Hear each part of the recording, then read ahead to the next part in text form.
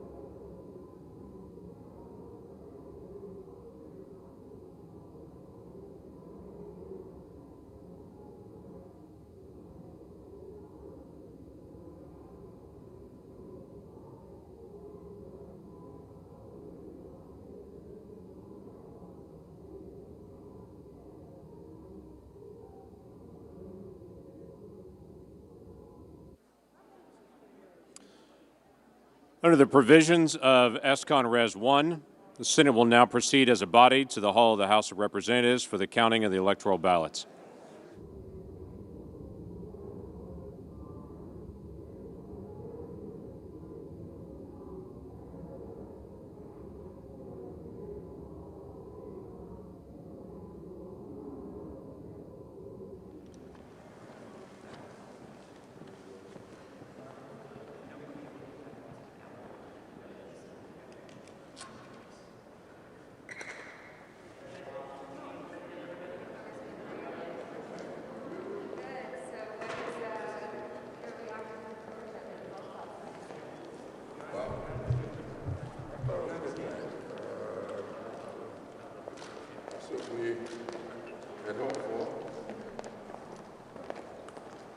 I think it's an interesting lesson there.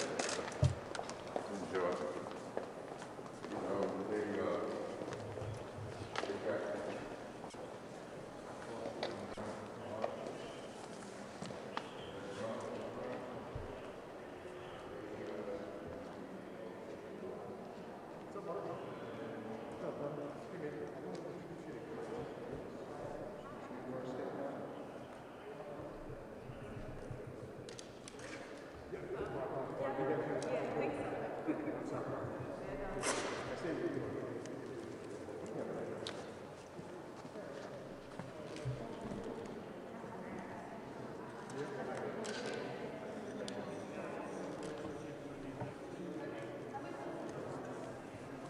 How's it going? Good, how are you? Good, good.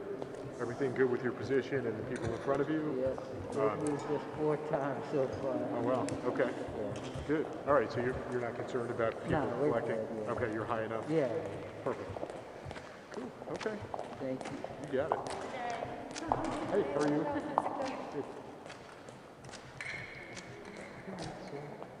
Should be interesting. This will be a very different kind of look.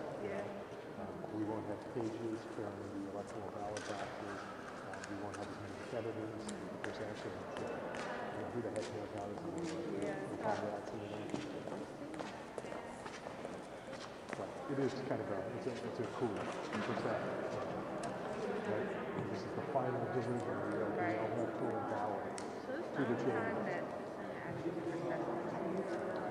So they do it for all joint meetings and joint sessions. Yeah. When do those usually occur?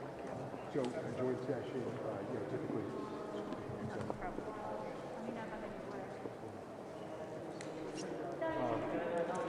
So a State of Union is a joint session. So basically, do you know the difference between joint session and joint meeting? Okay. So it's really the president involved. The president or it's something that the president can be related like the topic of the electoral. So that's what this is a joint session. So unions or joint sessions. When we have a clean dignitary that come address the Congress, it's for a joint meeting. But regardless, each time the Senate comes to our physical legislation. Okay. That's where we actually do the joint sessions and joint meetings. But a photo op of this typically we wouldn't do it for something like this, where again you have to the ballots coming over, or actually with impeachment, the articles of impeachment and those like this. Yeah, you weren't with I us. was with Judiciary. You were with Judiciary. That's right. I was marching. Exactly. Yeah. But definitely, yeah. I mean, this is sort of a cool part of the pomp and circumstance studies. Yeah, for sure.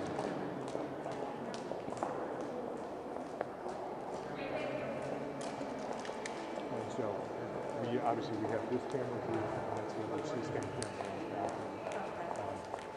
They're positioned here because I think he can get the folks from the Senate coming this way, he can get the folks coming from the House to the Senate. Because obviously we expect them to retreat back and forth a few times dealing with the adjustments. Right.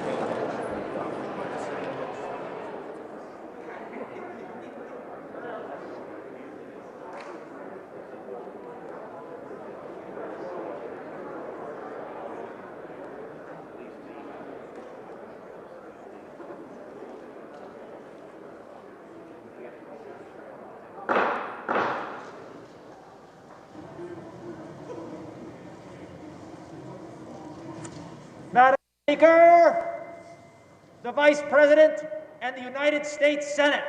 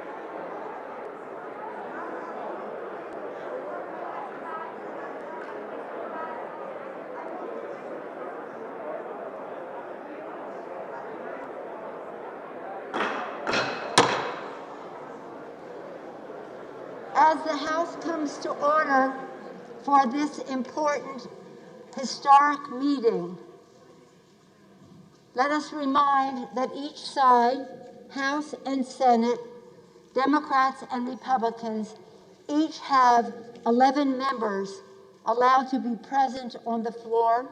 Others may be in the gallery. This is at the guidance of the attending physician and the sergeants at arms. The gentleman on the Republican side of the aisle will please observe the social distancing and agree to what we have 11 members on each side so that we can responsibilities to this chamber, to this responsibility, and to this House of Representatives. Please exit the floor if you do not have an assigned role from your leadership. You can share with your staff if you want to have a few more, but you cannot be that close together, floor of the House, with that many people in here. And I thank the Senate and the Democrats for getting by the rules. Let's go. Let's just start. Okay.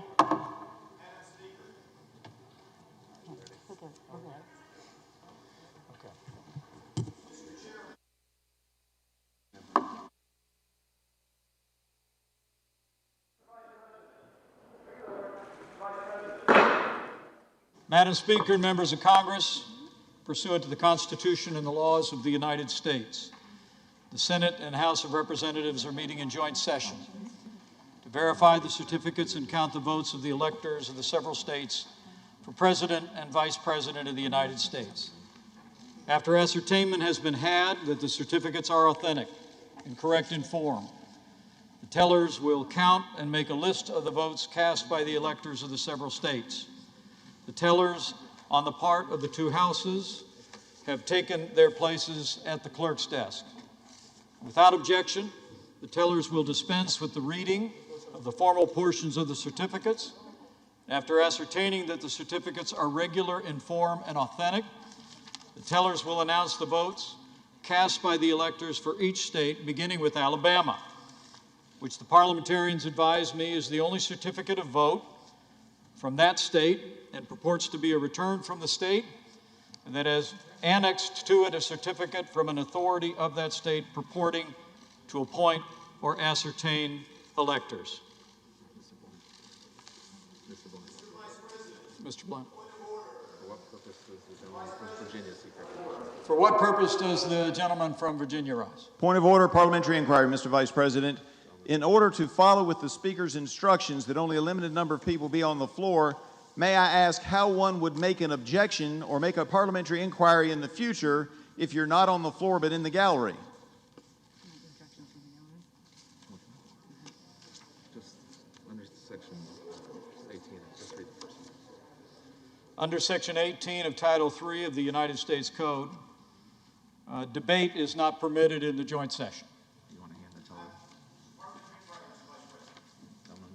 Gentleman's recognized. I'm not attempting to debate. I'm trying to find out how a parliamentary inquiry or a parliamentary point of order would be made in following with the Speaker's request that most of us not be on the floor. How do you make one of those points of order when you don't know what's going to happen later? Respectfully, the gentleman's parliamentary inquiry constitutes debate, which is not permitted in the joint session under Section 18 of Title III United States Code. With that, Mr. Blunt.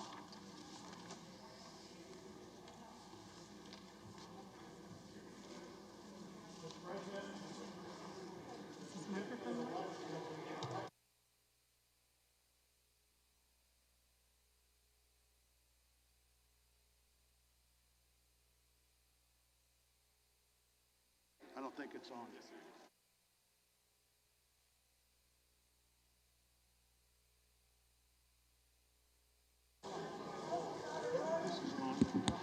I don't believe it's on. It's not on.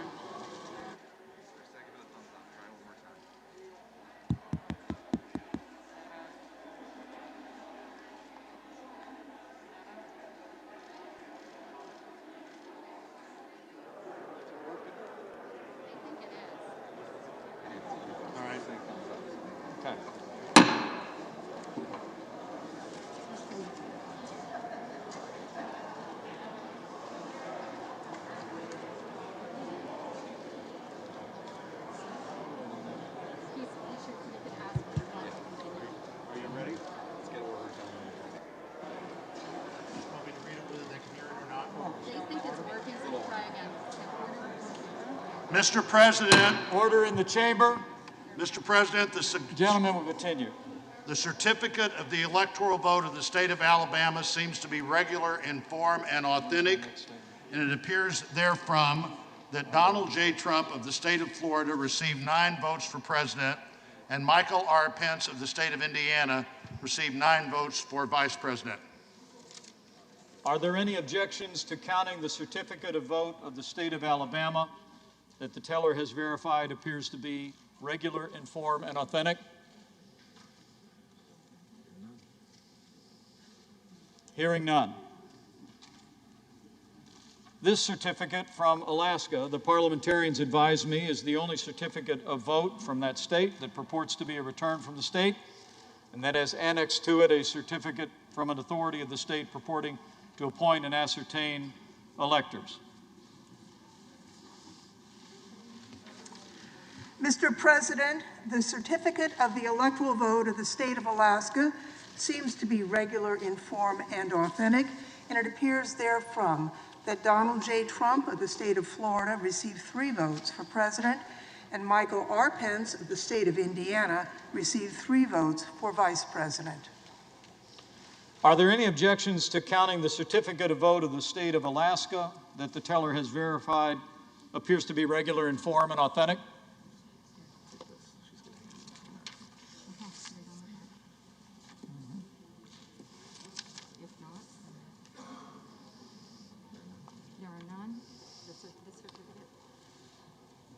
Hearing none, this certificate from Arizona, the parliamentarians advise me, is the only certificate of vote that the state purports to be a return from the state, and that has annexed to it a certificate from an authority of that state purporting to appoint or ascertain electors.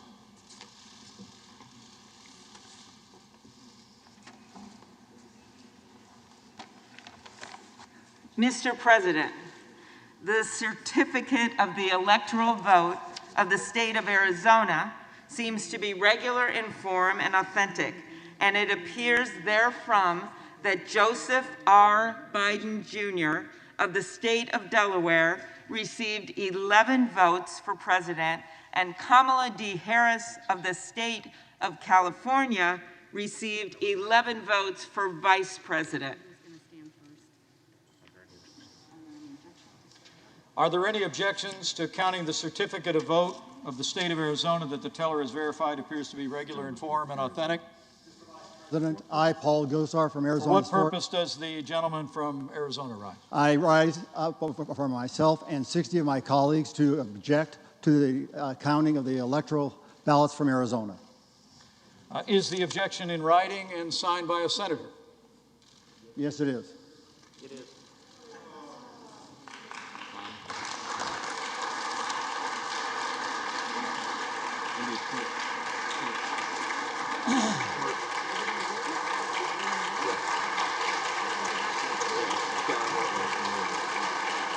I need the next page.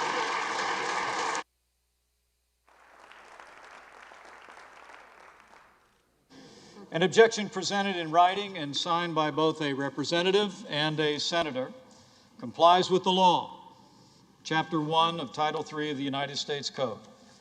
The clerk will report the objection.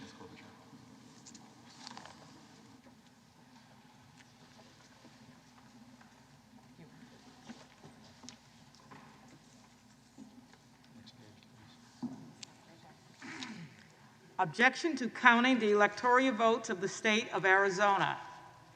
We, a member of the House of Representatives and a United States Senator, object to the counting of the electoral votes of the state of Arizona on the ground that they were not, under all of the known circumstances, regularly given.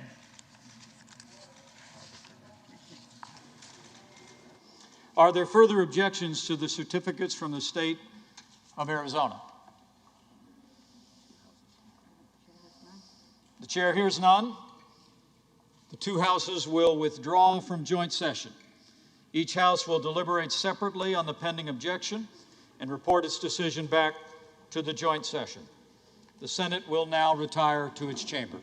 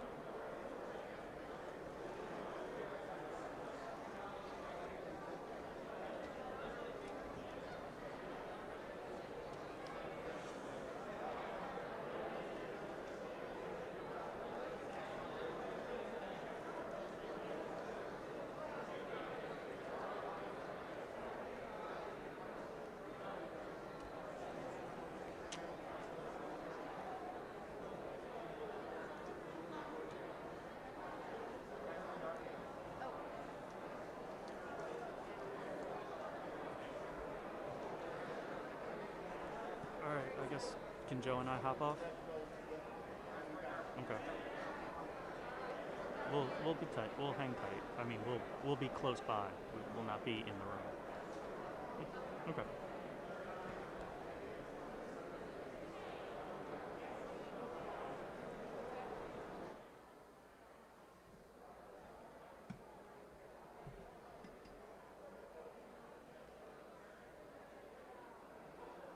Oh,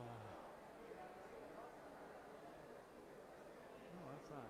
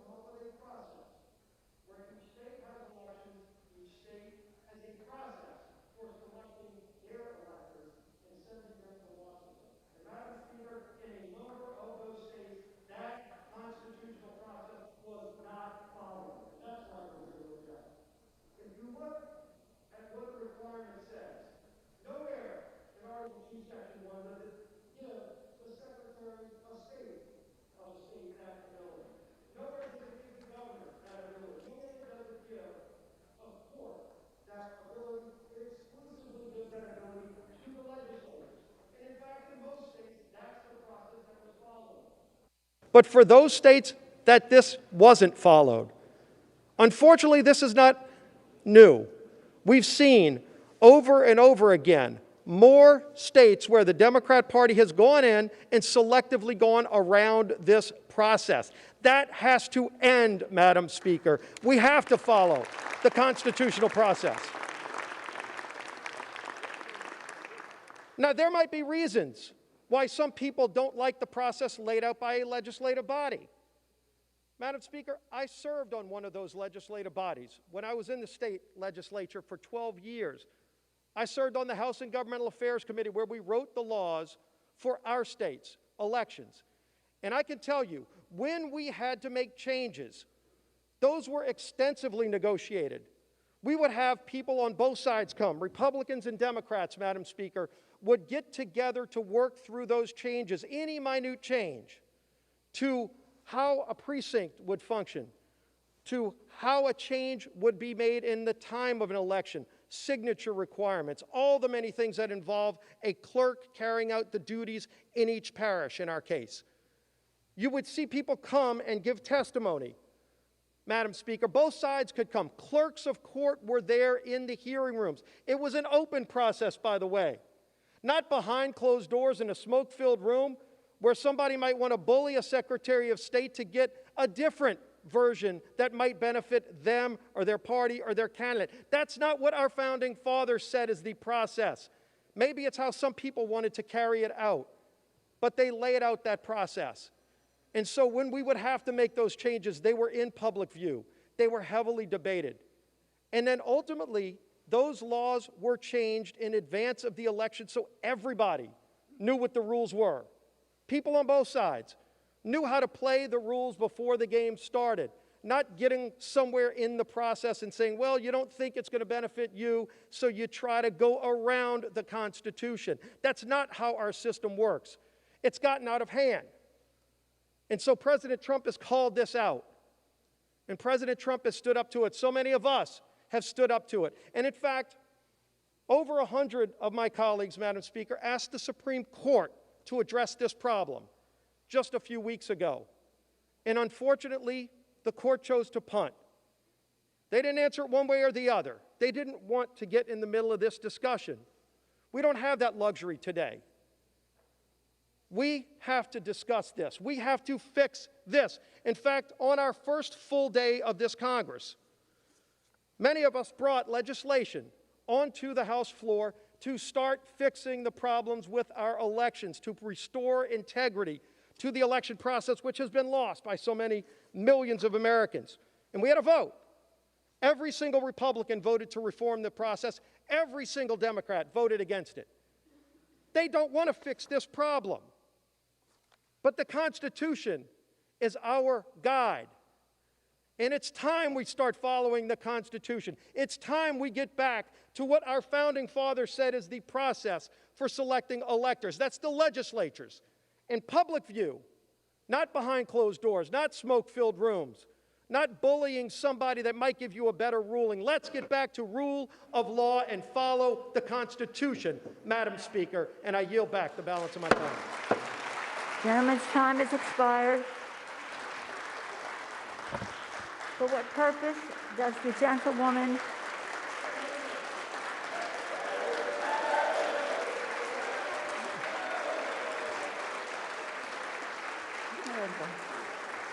It's over now. I thought it was adjourned. For what purpose does the gentlewoman from California seek recognition? To strike the last word. Without objection, the gentlewoman is recognized for Madam 5 Speaker, minutes. Madam Speaker, this day marks a crossroads for American democracy. Those who object to the counting of the Electoral College votes, which reflect the votes of the American people, want to substitute their preferences for the voter's choice. That's not what our Constitution requires, and it's at odds with the American Democratic Republic.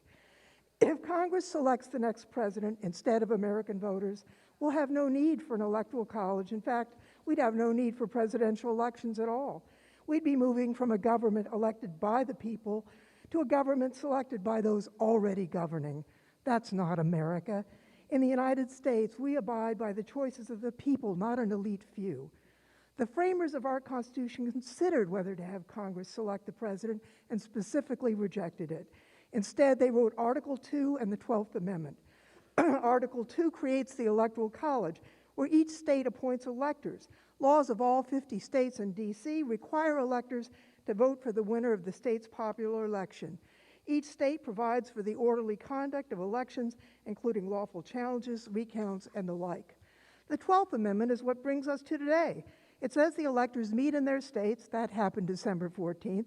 The amendment says the electors shall cast their votes, sign and certify them, transmit them to a seal. That's been done. The sealed envelopes containing the signed, certified ballots from each state's electors, reflecting the votes of the people, were in those mahogany boxes.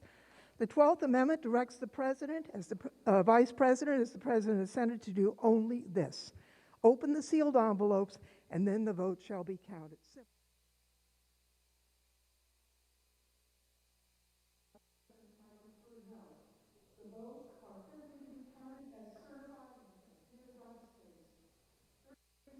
After which the chair will put the question, shall the objection be sustained? The clerk will report the objection made in the joint session. Objection from Representative Gozar from Arizona and Senator Cruz and others. We, a member of the House of Representatives and a United States Senator, object to the counting of the electoral votes of the state of Arizona on the grounds that they were not, under all of the known circumstances, regularly given. Majority Leader. Mr. President, I ask unanimous consent the Majority Leader and the Democratic Leader be allowed to speak, and that following their remarks, the Majority Leader and the Democratic Leader each control up to 1 hour of debate time and be authorized to yield up to 5 minutes of that time to any senator seeking recognition. Further, I ask unanimous consent that the senators be permitted to insert statements into the record. Is there objection? Without objection, so ordered. Mr. President. Majority Leader. We're debating a step that has never been taken in American history. Whether Congress should overrule the voters and overturn a presidential election. I've served 36 years in the Senate. This will be the most important vote I've ever cast. President Trump claims the election was stolen. The assertions range from specific local allegations to constitutional arguments to sweeping conspiracy theories. I supported the president's right to use the legal system. Dozens of lawsuits received hearings in courtrooms all across our country. But over and over, the courts rejected these claims, including all-star judges whom the president himself has nominated. Every election, we know, features some illegality and irregularity, and of course, that's unacceptable. I support strong state-led voting reforms. Last year's bizarre pandemic procedures must not become the new norm. But my colleagues, nothing before us proves illegality anywhere near the massive scale that would have tipped the entire election.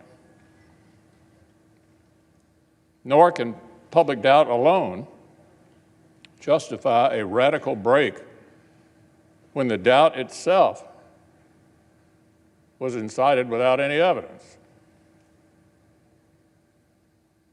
The Constitution gives us here in Congress a limited role. We cannot simply declare ourselves a national board of elections on steroids.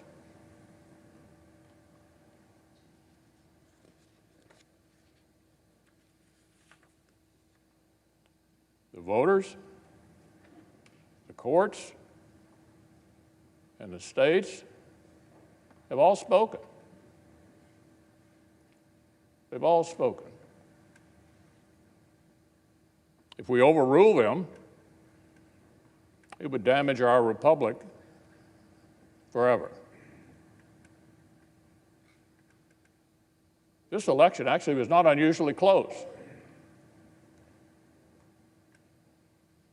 Just in recent history, 1976, 2000, and 2004 were all closer than this one.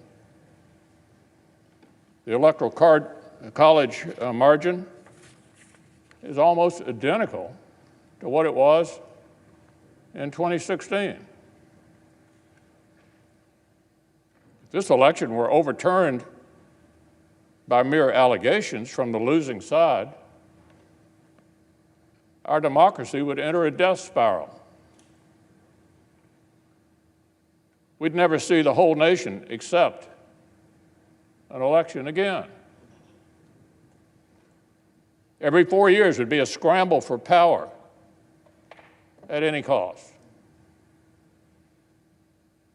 The Electoral College, which most of us on this side have been defending for years, would cease to exist, leaving many of our states with no real say at all in choosing a president. The effects would go even beyond the elections themselves. Self-government, my colleagues, requires a shared commitment to the truth and a shared respect for the ground rules of our system.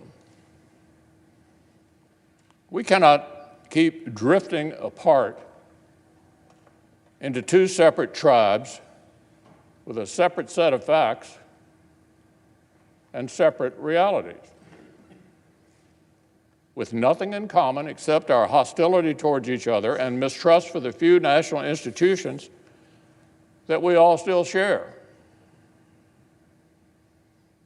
Every time in the last 30 years that Democrats have lost a presidential race, they've tried a challenge just like this.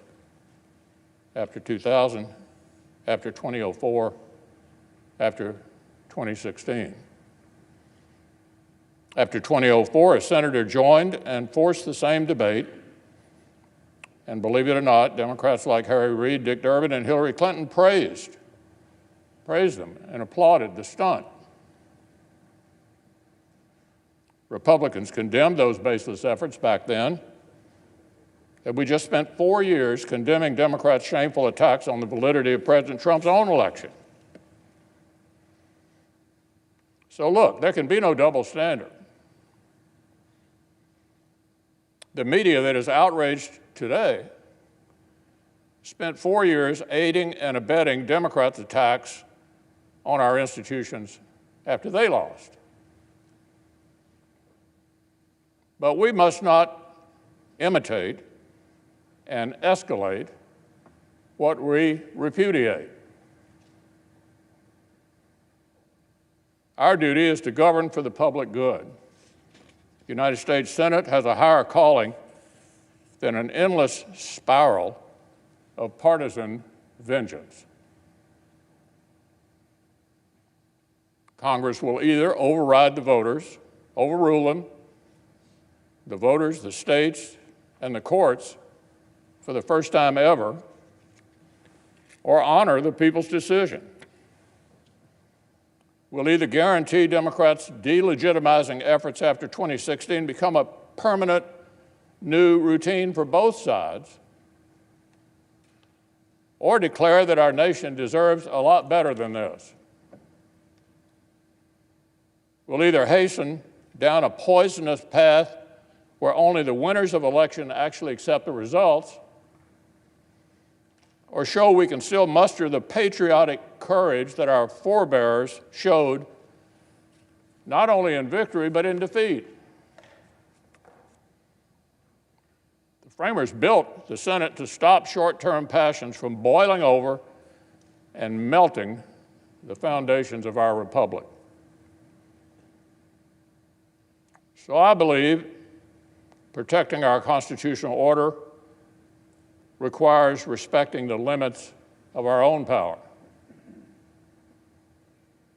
It would be unfair and wrong to disenfranchise American voters and overrule the courts and the states on this extraordinarily thin basis. And I will not pretend such a vote would be a harmless protest gesture while relying on others to do the right thing. I will vote to respect the people's decision and defend our system of government as we know it. Leader.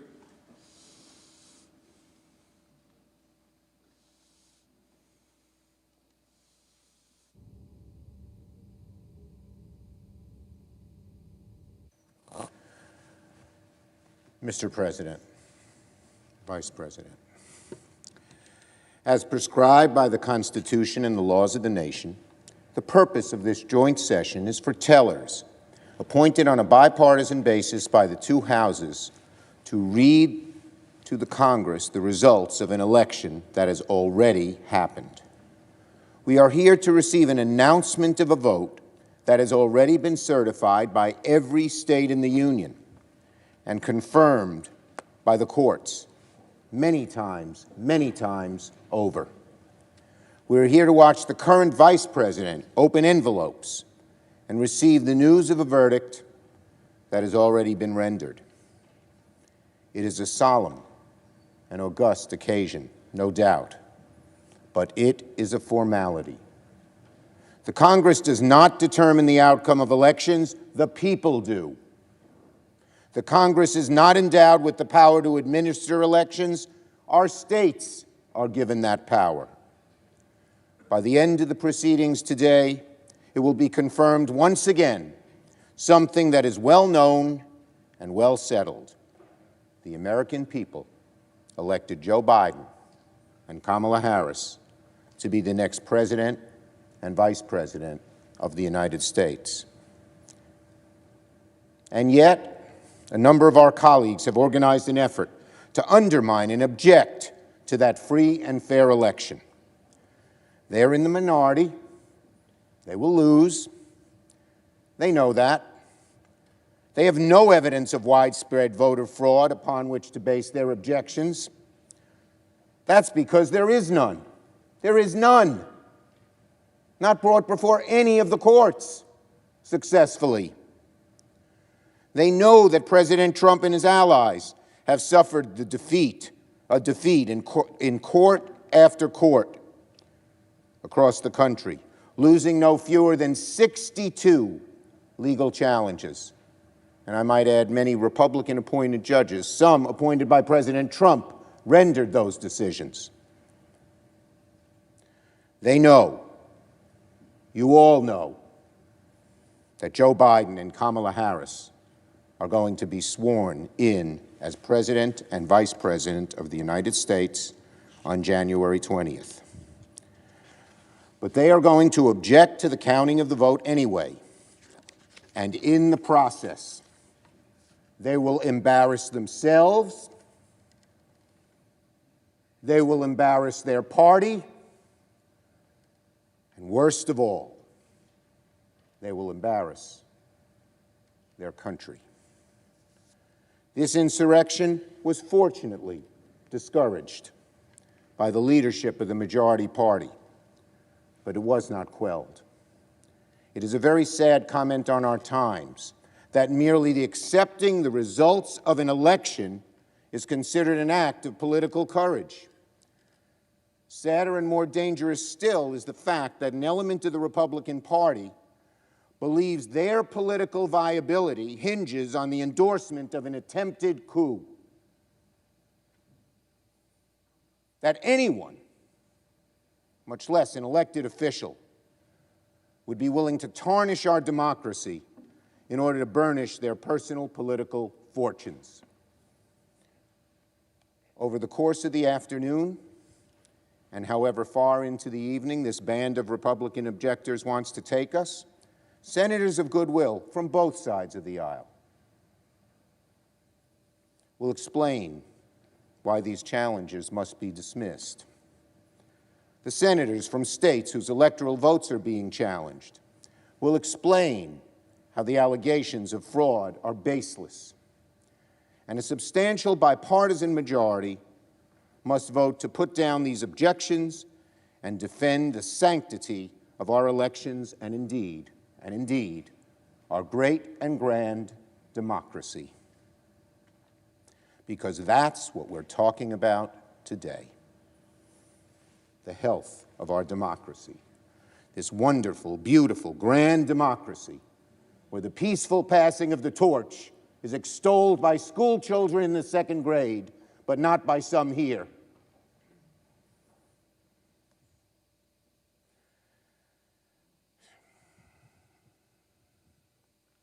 As we speak, half of our voters are being conditioned by the outgoing president to believe that when his party loses an election, the results must not be legitimate. As we speak, the eyes of the world are on this chamber, questioning whether America is still the shining example of democracy, the shining city on the hill. What message we send today? What message will we send today to our people, to the world that has so looked up to us for centuries? What message will we send to fledgling democracies who study our Constitution, mirror our laws and traditions, in the hopes that they too can build a country ruled by the consent of the governed? What message will we send to those countries where democratic values are under assault and look to us to see if those values are still worth fighting for? What message will we send to every dark corner of the world where human rights are betrayed, elections are stolen, human dignity denied? What will we show those people? Will we show those people that there is a better way to ensure liberty and opportunity of humankind?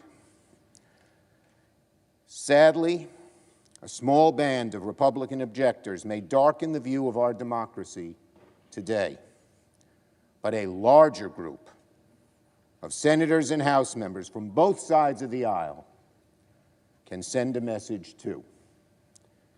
That democracy beats deep in the hearts of our citizens and our elected representatives, that we are a country of laws and of not men, that our traditions are not so easily discarded, even by our president, that facts matter, that truth matters, that while democracy allows free speech and free expression, even if that expression is anti-democratic, there will always, always be, praise God, a far broader and stronger coalition ready to push back and defend everything we hold dear.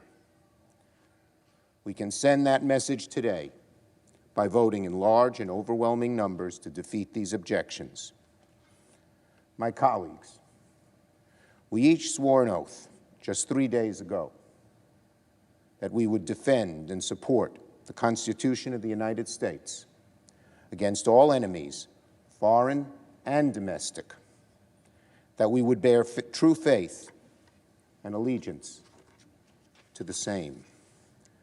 We swore that we took this obligation freely, without any mental reservation or purpose of evasion, and that we could well and faithfully discharge the duties of the office we were about to enter, so help us God.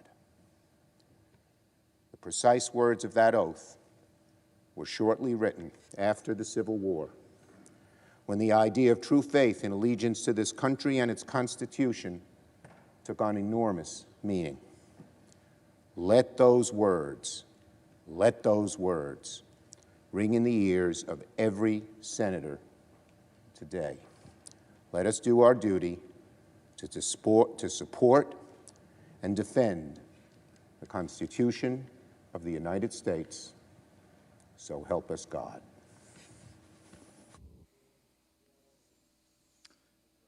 Majority Leader. I yield up to 5 minutes to the senator from Texas, Senator Cruz.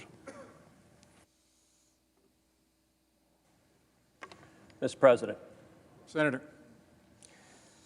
We gathered together at a moment of great division, at a moment of great passion. We have seen, and no doubt will continue to see, a great deal of moralizing from both sides of the aisle. But I would urge to both sides perhaps a bit less certitude and a bit more recognition that we are gathered at a time when democracy is in crisis. Recent polling shows that 39% of Americans believe the election that just occurred, quote, was rigged. You may not agree with that assessment, but it is nonetheless a reality for nearly half the country. I would note it is not just Republicans who believe that. 31% of independents agree with that statement. 17% of Democrats believe the election was rigged. Even if you do not share that conviction,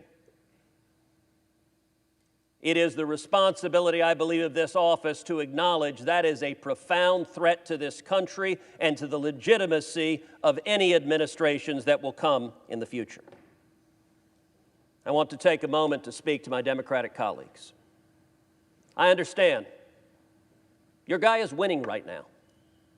If Democrats vote as a bloc, Joe Biden will almost certainly be certified as the next president of the United States. I want to speak to the Republicans who are considering voting against these objections. I understand your concerns, but I urge you to pause and think. What does it say to the nearly half the country that believes this election was rigged if we vote not even to consider the claims of illegality and fraud in this election? And I believe there's a better way. The leaders just spoke about setting aside the election. Let me be clear, I am not arguing for setting aside the result of this election. All of us are faced with two choices, both of which are lousy. One choice is vote against the objection. And tens of millions of Americans will see a vote against the objection as a statement that voter fraud doesn't matter, isn't real, and shouldn't be taken seriously. And a great many of us don't believe that. On the other hand, most, if not all of us, believe we should not set aside the results of an election just because our candidate may not have prevailed. And so I endeavored to look for door number 3, a third option, and for that I looked to history, to the precedent of the 1876 election, the Hayes-Tilden election, where this Congress appointed an electoral commission to examine claims of voter fraud. 5 House members, 5 senators, 5 Supreme Court justices examined the evidence and rendered a judgment. And what I would urge of this body is that we do the same. That we appoint an electoral commission to conduct a 10-day emergency audit, consider the evidence, and resolve the claims. For those on the Democratic aisle who say there is no evidence, they've been rejected, then you should rest in comfort. If that's the case, an electoral commission would reject those claims. But for those who respect the voters, simply telling the voters, go jump in a lake, the fact that you have deep concerns is of no moment to us. That jeopardizes, I believe, the legitimacy of this and subsequent elections. The Constitution gives to Congress the responsibility this day to count the votes. The framers knew what they were doing when they gave responsibilities to Congress. We have a responsibility, and I would urge that we follow the precedent of 1877. The Electoral Count Act explicitly allows objections such as this one for votes that were not regularly given. And let me be clear, this objection is for the state of Arizona, but it is broader than that. It is an objection for all 6 of the contested states to have a credible, objective, impartial body hear the evidence and make a conclusive determination. That would benefit both sides. That would improve legitimacy of this election. And so let me urge my colleagues, all of us take our responsibility seriously. I would urge my colleagues, don't take perhaps the easy path, but instead act together, astonish the viewers, and act in a bipartisan sense to say we will have a credible and fair tribunal, consider the claims, consider the facts, consider the evidence, and make a conclusive determination whether and to what extent this election complied with the Constitution and with federal law.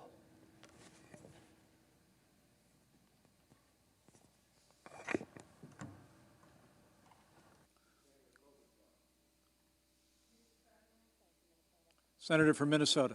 Mr. President, I first would like to say I appreciate the words of our leader, Senator Schumer, as well as Senator McConnell's call for a higher calling.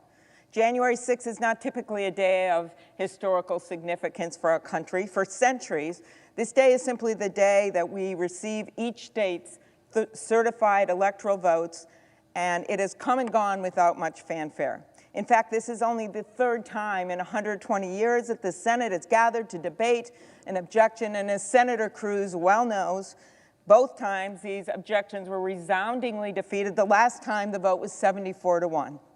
Why? Because senators have long believed that they should not mess around with the will of the people.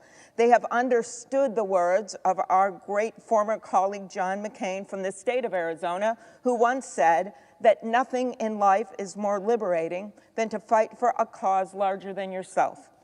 In this case, my colleagues, our cause, despite our political differences, is to preserve our American democracy, to preserve our republic, because as someone once said long ago, it's a republic if you can keep it. Now, I appreciate all my Democratic and Republican colleagues who have joined our ranks of coup fighters, who have stood up for our democracy, who stand tall for our republic, and who believe in an ideal greater than ourselves, larger than our political parties. That ideal is America. And Senator Cruz, he knows this. On January 20th, Joe Biden and Kamala Harris will be sworn in as President and Vice President of the United States. He knows that President-elect Biden won more votes than any president in history and more than 7 million more votes than President Trump. Despite the unfounded conspiracy theories Senator Cruz touts, he knows that high-ranking officials in President Trump's own Homeland Security Department have concluded that the 2020 election was, quote, the most secure in American history. And if he wants to improve the numbers in his own party that he just mentioned of people believing in our elections, maybe he should start consulting with them. Or maybe he should start consulting with former Attorney General Barr, who said that he has found no evidence of widespread fraud in the 2020 election. We don't have to go back to 1877, my colleague. Senator Cruz knows that 80 judges, including conservative judges, including judges confirmed in this chamber, nominated by President Trump, has thrown out these lawsuits, calling them baseless, inadequate, and contrary both to the plain meaning of the constitutional text and common sense. And he knows that all 10 living defense secretaries, including both of Trump's defense secretaries, Dick Cheney, Donald Rumsfeld, William Cohen, he knows that all these leaders have come together to say that these scurrilous attacks on our democracy must stop, and we must allow for a peaceful transition of power. Senator Sinema will fill you in on the specific facts as to why this election was sound and true in Arizona, but a summary. President Trump received 1,661,686 votes in the state. President-elect Biden won 1,672,143 votes, meaning that he won the state by 10,457 votes. On November 30th, after Arizona's Republican governor, the Secretary of State, the Attorney General, and the conservative Chief Justice of the Arizona Supreme Court certified the results of the election, the governor actually said, "We do elections well here in Arizona. The system is strong." 8 post-election lawsuits brought in Arizona to challenge the results were dismissed by judges.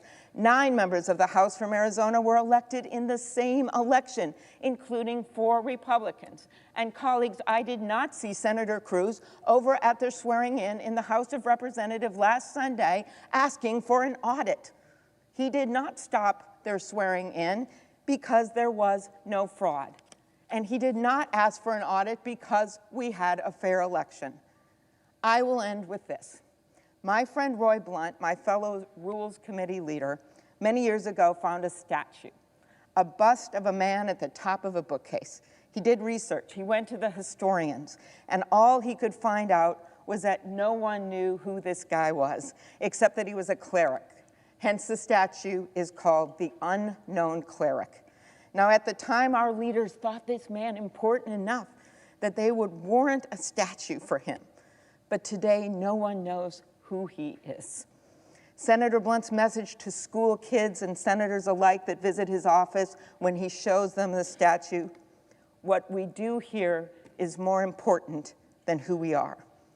Senators, what matters is not our futures, not our own short-term destinies. What matters is our democracy's destiny.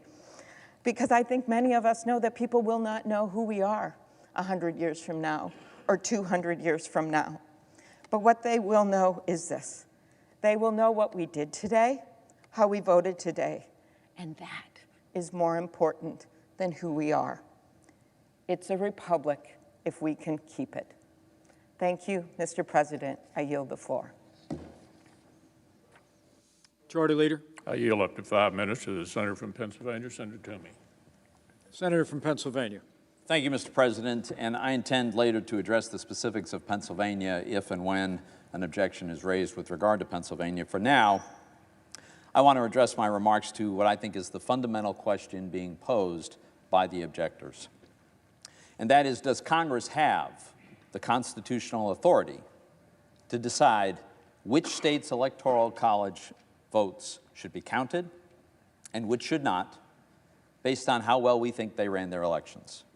This is what the objectors are really asking us to do, to federalize elections by rejecting electoral college votes from states whose processes they say they disapprove of, and thereby having Congress select the President of the United States instead of the American people. The answer, Mr. President, is no, there is no such authority under the Constitution. The Constitution assigns to the states the responsibility to conduct elections. It's clear in Article 2, Section 1. It leaves courts with the responsibility to adjudicate disputes, and it assigns to Congress the ministerial function of counting ballots, except for extreme circumstances, such as when a state sends competing slates of electors to Congress. Which brings me to the 1877 precedent. Some objectors claim to merely want a commission to conduct an audit and then let states decide whether to send different electors. Well, first, the situations are not at all analogous.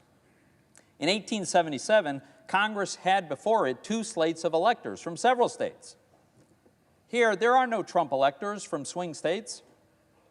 There's just Biden electors. Second, legislatures from the swing states, they've already spoken. They've made their decision. They've chosen not to send us alternative electors. Third, a commission? Really? It's completely impractical, and we all know it, with 14 days to go before a constitutionally mandated inauguration. But look at it this way. If the objectors are right, and it really is Congress's job to sit in judgment on the worthiness of the state's electoral processes, then what's the criteria for acceptable election processes? What investigations have been conducted of these processes? What body has deemed that certain states' processes are unacceptable? What opportunities were these states given to challenge the findings? Why are the objectors objecting only to swing states that President Trump lost? What about the ones he won? I don't know, North Carolina. What about California? They have ballot harvesting, I'm told. If this is all supposed to be Congress's job, you'd think we'd have answers to these questions and procedures in place because we would have done this every 4 years, right? But we don't, because it's not our job. If we adopt this new precedent that we sit in judgment of states' processes, then we're federalizing the election law. We would necessarily have to establish the permissible criteria and rules for the state's elections. The ballot harvesting example. It's illegal in some states. It's encouraged in others. Does it become mandatory or forbidden depending on who's in control of Congress? And as the leader pointed out, it would be the end of the Electoral College. And the Electoral College is the mechanism by which the people select the president. But if Congress gets to decide which states get to vote in the Electoral College, then clearly Congress is selecting the president, not the people. Whichever party controls both houses of Congress would control the presidency. The public would never tolerate Congress picking the president instead of themselves, so they'd abolish the Electoral College, as many of our colleagues would like to do. And the end of the Electoral College, of course, means the nation will be governed by a handful of big blue states and regions that can drum up very large numbers. Mr. President, the Constitution does not assign to Congress the responsibility to judge the worthiness of state election processes, nor its adherence to its rules. That's the responsibility of the states and the courts. Let me conclude with this. I voted for President Trump. I publicly endorsed President Trump. I campaigned for President Trump. I did not want Joe Biden to win this election. But there's something more important to me than having my preferred candidate sworn in as the next president, and that's to have the American people's chosen candidate sworn in as the next president. A fundamental defining feature of a democratic republic is the right of the people to elect their own leaders. It's now our duty, it's our responsibility to ensure that that right is respected in this election and preserved for future elections. I urge you, vote against this objection. Democratic leader. Mr. Vice President. Senator from the great state of Arizona, Senator Sinema. Senator from Arizona. Thank you, Mr. President. I rise today to share the facts about Arizona's recent election and to urge my colleagues to step away from divisive political rhetoric and step towards renewing Americans' faith in our democracy. The 2020 Arizona election was a success, not for any one party or individual, but as a demonstration of the will of the voters. A record 80% of registered voters participated, thanks to local Arizona election officials who ensured our system worked and our laws were upheld. Arizona has offered early voting for more than 100 years, and our vote-by-mail system includes strict safeguards. All ballots include tracking mechanisms and tamper-resistant envelopes. Election staff are trained to authenticate signatures, and Arizona imposes severe criminal punishments for ballot tampering. The Arizona election produced bipartisan results in which members of both parties won races, and these results have been confirmed by stakeholders across the political spectrum. The Republican chairman of the Maricopa County Board of Supervisors said, "No matter how you voted, this election was administered with integrity, transparency, and in accordance with Arizona state laws." The Republican Speaker of the Arizona State House rejected calls for the legislature to overturn the election, saying, "As a conservative Republican, I don't like the results of the presidential election, but I cannot and will not entertain a suggestion that we violate current law to change the outcome." 8 challenges contesting the Arizona election were brought to federal and state courts. All 8 were withdrawn or dismissed, including a unanimous ruling by the Arizona Supreme Court. The Chief Justice wrote, "The challenge fails to present any evidence of misconduct or illegal votes, let alone establish any degree of fraud or a sufficient error rate that would undermine the certainty of the election results." During a recent committee hearing, I asked a simple question of the former Director of Cybersecurity and Infrastructure Security. Did he find any evidence disputing the integrity or fairness of Arizona's election? His answer was simple: no. Arizona and our 15 counties should be congratulated for running a secure election. Perhaps the most heartening demonstration of Arizona's election success is Jocelyn from Phoenix. Jocelyn is 18 years old and was a first-time voter in 2020. So was Rachel from Tucson, and 1,000 more Arizonans who for the first time exercised their constitutional right to decide their own leaders. Today's challenge to Arizona's election fails any factual analysis. More disturbingly, it seeks to rob Jocelyn and Rachel and more than 3 million Arizonans of a free, fair election. Those of us who are trusted with elected office are first and foremost public servants. We serve our constituents. We do not seek to substitute our personal ambitions for the will of the American people. Our system allows for a continuous contest of ideas, and those voters who support the losing side of a free, fair election have not been disenfranchised. Rather, they maintain just as important a voice in America's future, and leaders have a duty to serve all of our constituents, including those who voted for other candidates. Great leaders in our history face the choice of whether to take an action strengthening our democracy, even if a different action would better serve their political ambitions. Many are revered today because they chose our republic over their self-interests, including my personal hero, Senator John McCain. Following his presidential loss, Senator McCain said, "The American people have spoken. Senator Obama and I have argued our differences, and he has prevailed. Whatever our differences, we are fellow Americans." He spoke to the nearly 60 million Americans who voted for him, saying, "It is natural tonight to feel some disappointment, but tomorrow we must move beyond it and work together to get our country moving again." Senator McCain was right. Today we have serious, significant work to do, beating this pandemic and reviving our economy. I urge my colleagues to follow the example of Senator John McCain and so many others, reject this meritless challenge, and uphold the will of Arizona voters. Thank you. Majority Leader. Mr. President, I yield up to 5 minutes to the senator from Oklahoma, Senator Lankford. Senator from Oklahoma.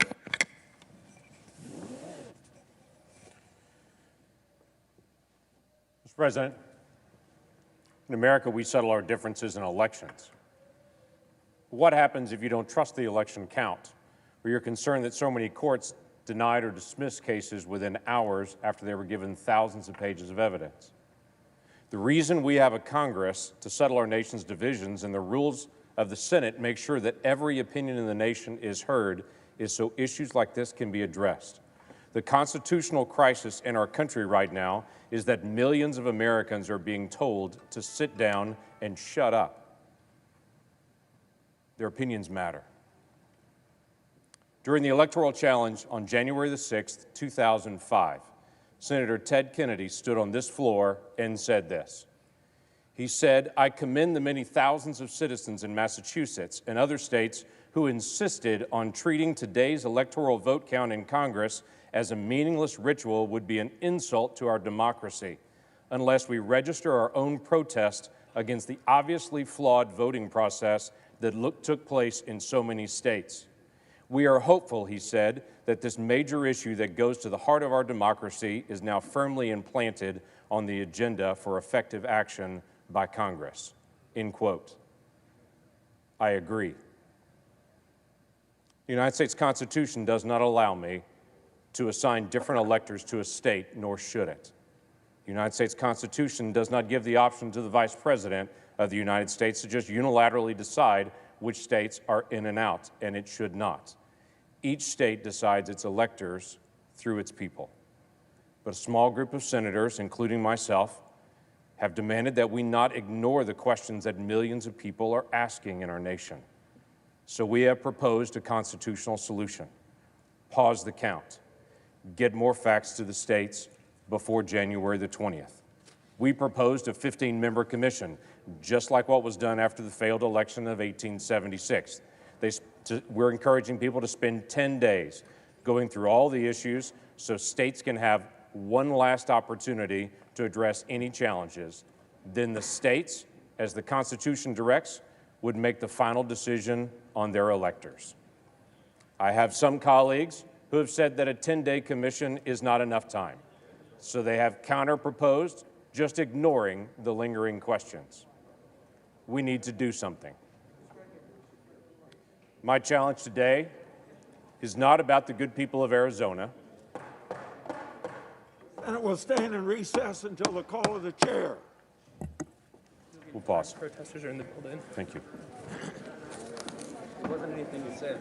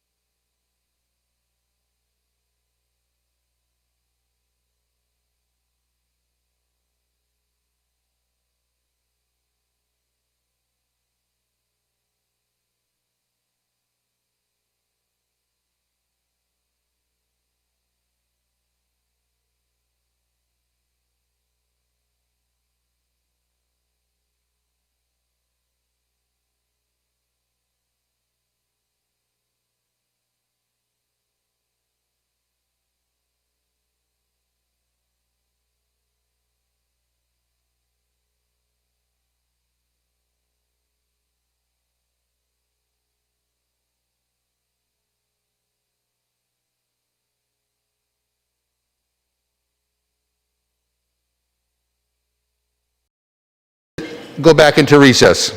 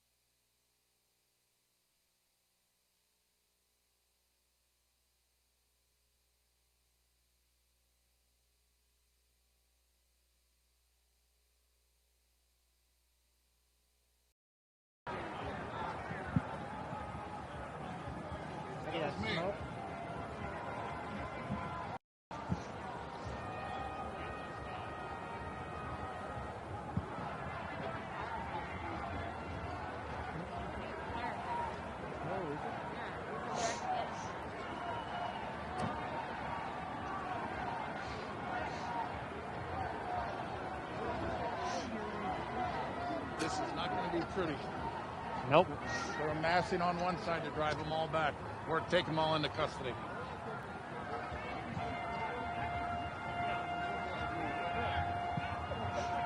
Yeah. Hey. Hey, Jamie, can you hear me? Is that a pretty fair assessment? What I sent? Okay, so the police are moving in a way that looks like they're going to sweep from one side to the other and move in on these protesters. They're all staging on one side. The idea would be they would go up en masse and push the protesters out. So we want to maybe keep an eye on this here.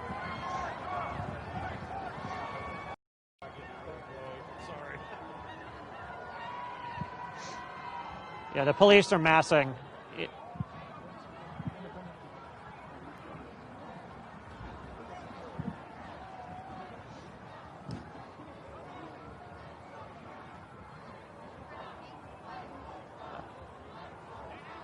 And tactical vehicles are pulling up to the Capitol. Are we good here?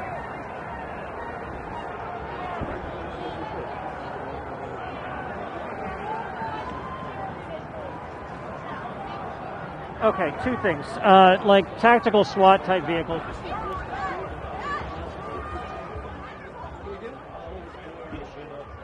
She said it's chaotic inside. Good. There's a guy inside.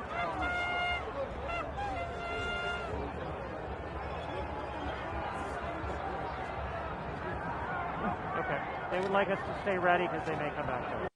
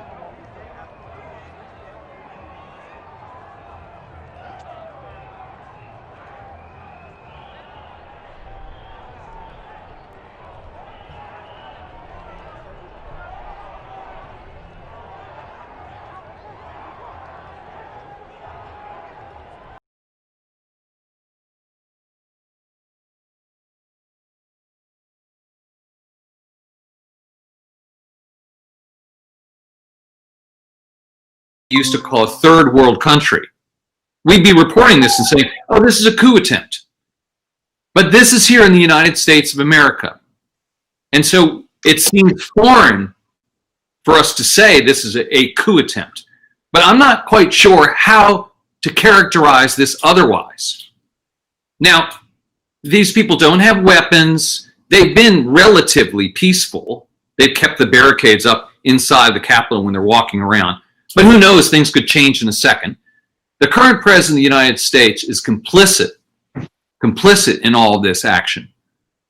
And then you've got the situation happening tonight where the mayor of D.C. has announced a 6 p.m. curfew. Who knows what's going to happen at that point? And the police are outnumbered. Now, when we had a Black Lives Matter protest a number of weeks and months ago, the police were not outnumbered. And they had plenty of weaponry to deal with the protesters. But apparently, this time around, they were caught unawares. How is that possible?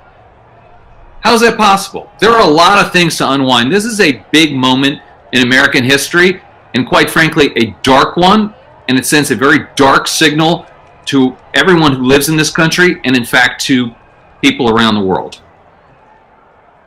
Andy, I want to get over to Jessica Smith, our Washington correspondent, who's following all this for us. And I see that President Trump is busy tweeting at the moment. Jess, what is he saying now? Yeah, President Trump just tweeted as these protesters are making their way into the Capitol. He says, please support our Capitol Police and law enforcement. They are truly on the side of our country. Stay peaceful. As he is tweeting that, lawmakers are being evacuated from the U.S. Capitol, or at least from the House chamber. According to the Hill poll, lawmakers are being evacuated as protesters, it seems, are banging on the door. So quite a stunning situation here to have lawmakers who were voting, who were debating on the certification of President-elect Biden's victory, now being rushed out of the House chamber as protesters bang on.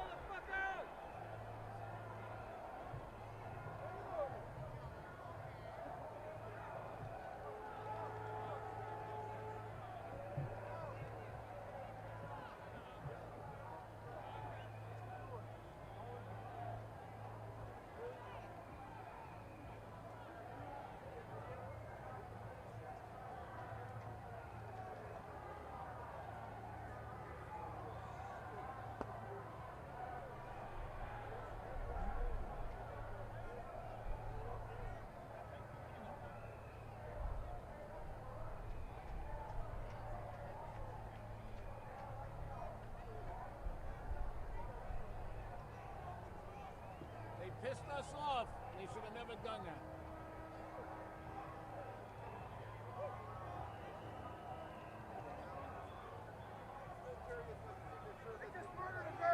They just murdered a girl in there when we broke in. What? They just shot a girl in the neck.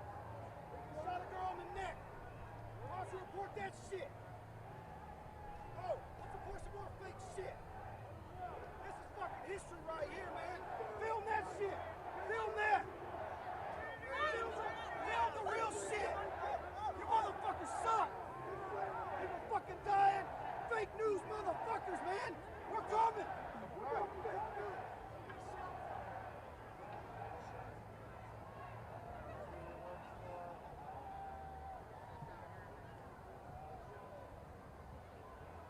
Mobilize!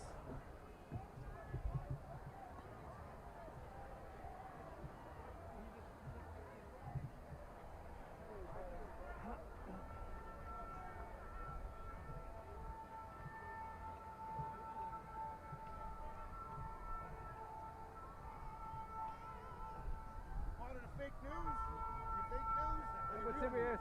I'm with CBS. Oh, CBS? Yes, sir. No, you don't need the mask. No, you don't need the mask. You know that, right?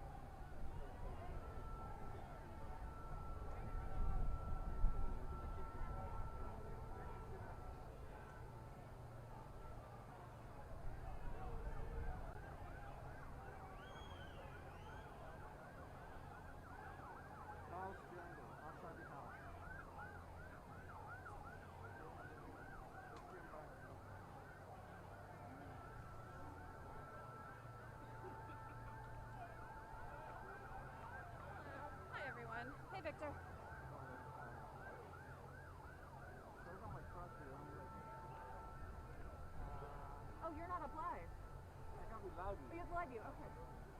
They want to know. Hey, Mr. Eric, security. They want to know if I can go live. Can you do that? Yeah. Okay, all right. Do you have a mic we can pop on? I got the mic in the car. Okay. You can dial IFE? Yeah, I can dial it. Let me get the mic ready. Okay.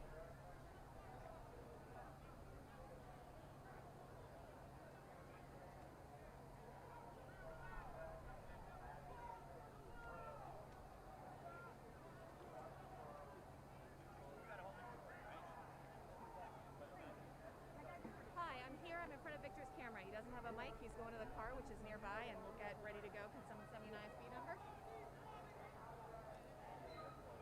Okay, bye.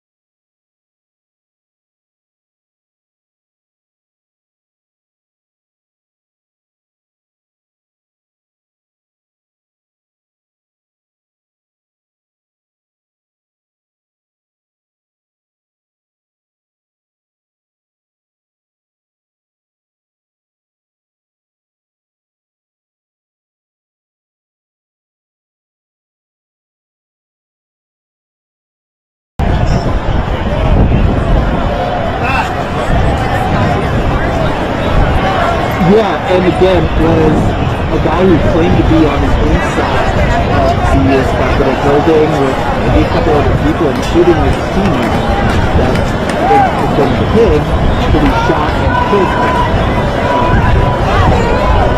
You know.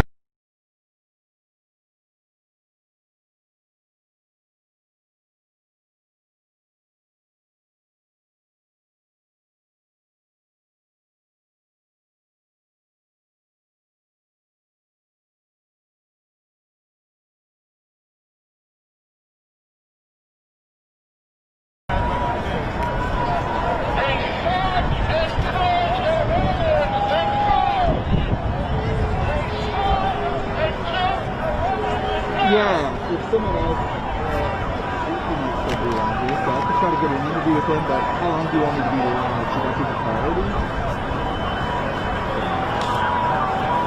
Sure.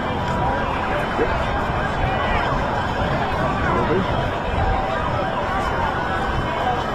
Yes, but I didn't grab any food yet, so I really just have like a 10-minute break. But I can stay for a couple more hours. I mean, my library's at 35% now, so I can go till it dies if you want.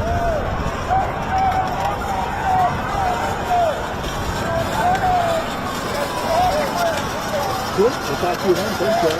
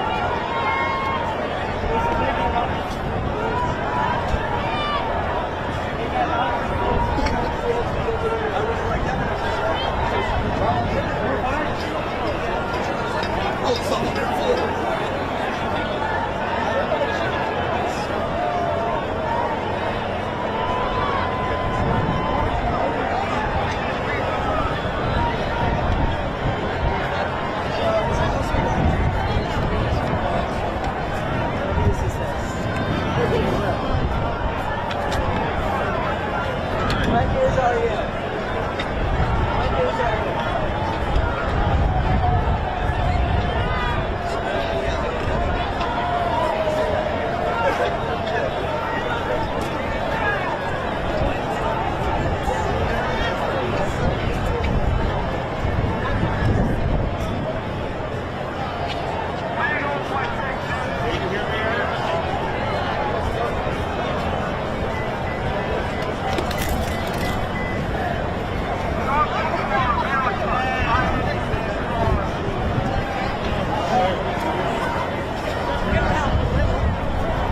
Fake news, are you? Are you fake news? You must be, or you respond. I'm with the Associated Press.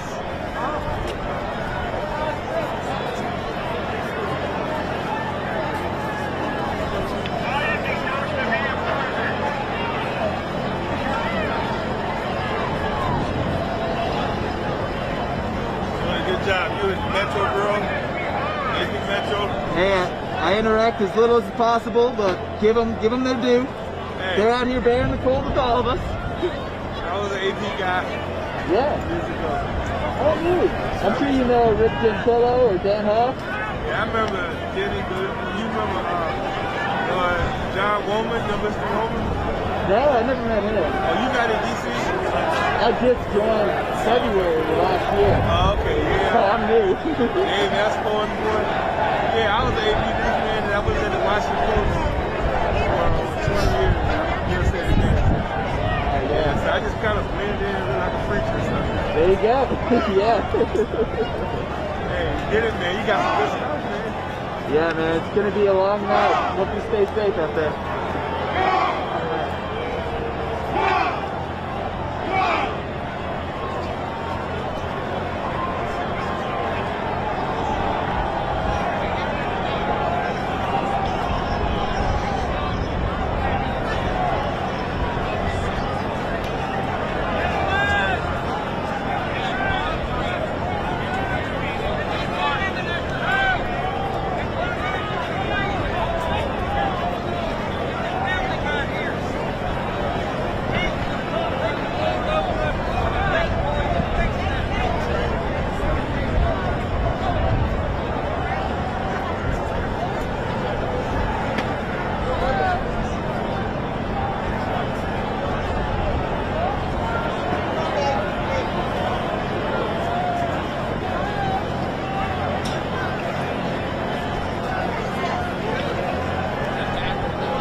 Gentlemen, it is time for us to bring our guns from our homes and leave our wives at the house and put a stop to this treasonous horseshit going on in this building right here. England thought they could lord over us too, and lead poison put a stop to that. Way past that time. Here I got no voice. They come up here.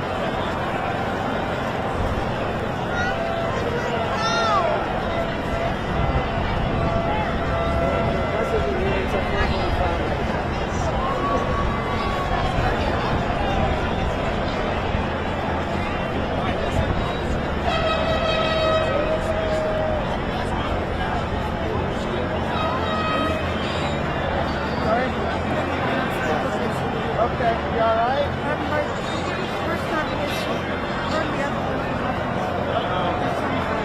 So stay in the opening and look around.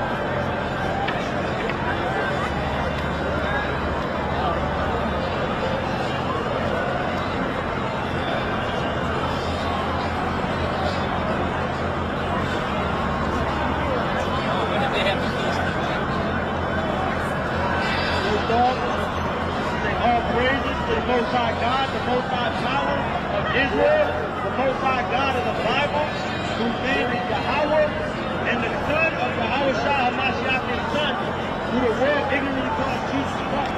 Because the letter J was not in the Hebrew alphabet in the time in which he lived. So who are we? We are the Hebrew Israelites, according to the scriptures, right?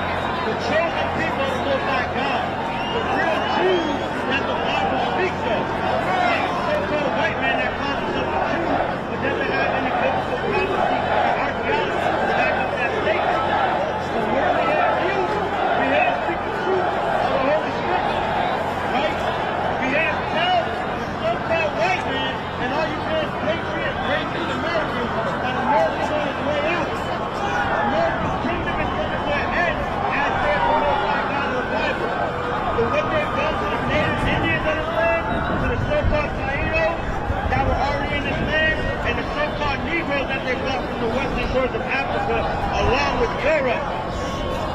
wickedness that they've done to the Lord's chosen people, there is going to be a judgment that is coming forth upon them. Right? So what we are here to do is to tell y'all the judgment that America is going to fall. America is on its last leg right now. We got people in derision. We don't give a damn about Trump. We don't care about Biden. We want to see the so-called white man's leadership coming to an end. And that's what the Holy Bible says is going to happen. Jeremiah 1, verse 10. He, I got set this word. He owns the nation and owns the kingdom. To root out, what to root out, what to root out, and to pull down. We're trying to do to this wicked society, and to pull down, and to destroy, and to destroy, and to destroy. They're going to be destroyed for what they've done throughout the earth, for what they've done to the Lord's chosen people, the real Jews that the Bible speaks of, the so-called Negroes, right? The so-called Black Latinos and Native Indians of Negro descent are the real Jews of the Bible, are the real Israelites of the Bible, the chosen people of the Most High God. But and to close down, and to what? And to close down, and to build, and to plant.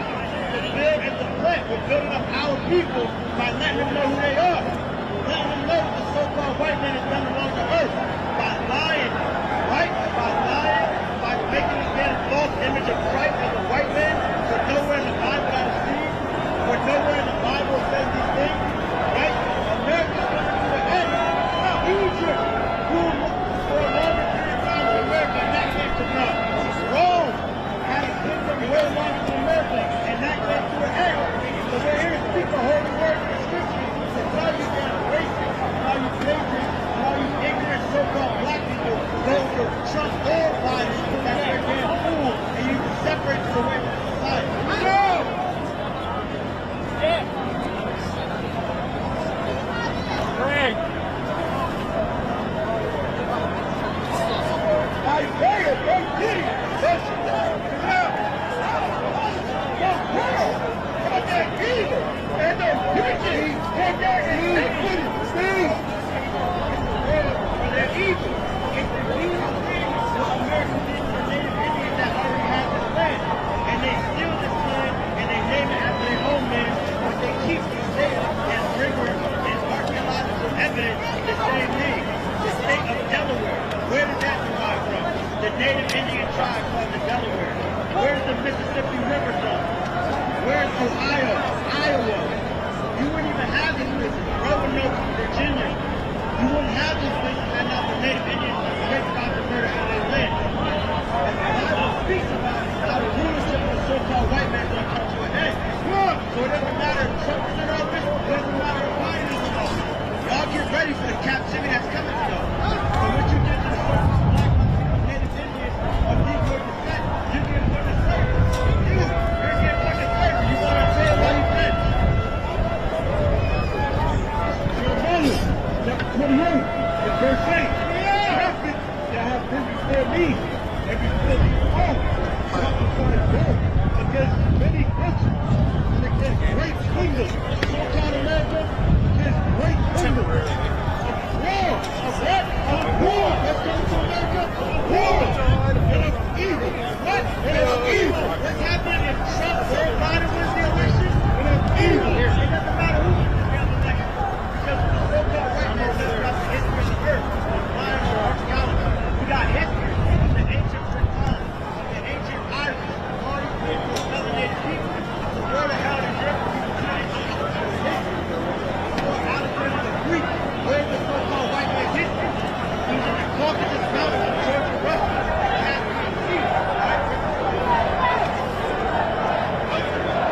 Ecclesiastes!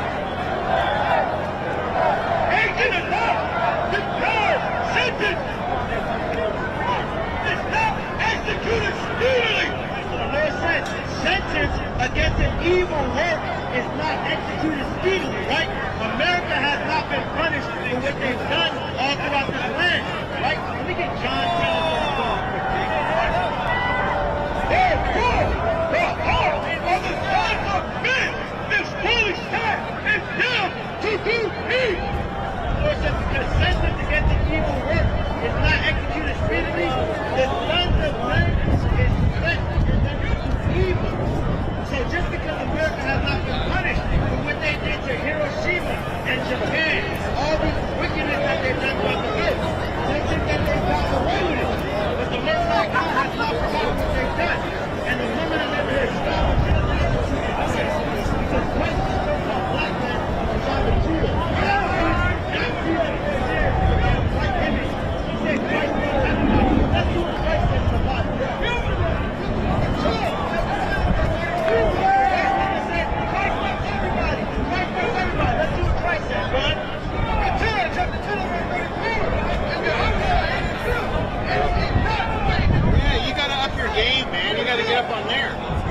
already windy as is right here. I'm dead. Let's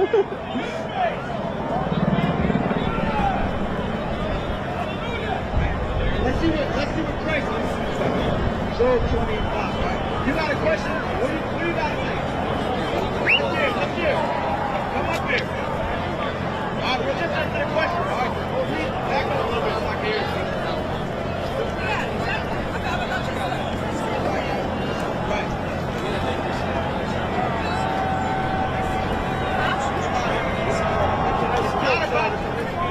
Sorry, you're breaking up.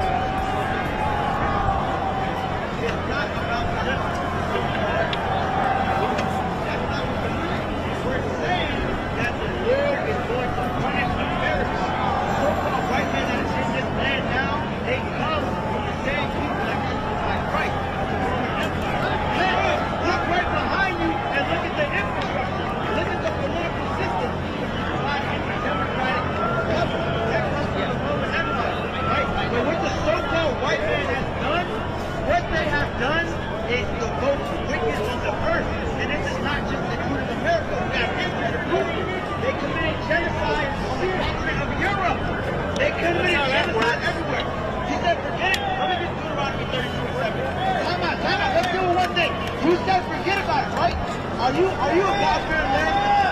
If you're a God-fearing man, you would not tell us to forget about what y'all did to our people. You say who cares what happened to the bird? It affects our people to this day. Deuteronomy 32 and verse 6. Let's see what the Bible says. Let's see. But he just said you're a God-fearing man. Why? Deuteronomy 32 verse 7. Remember the days of old. What the Lord said? Remember the days of old. Remember the days of old. You guys go out and light up barbecues on 4th of July. Remember the days of old. Remember the days of old, right? Consider the years of many generations.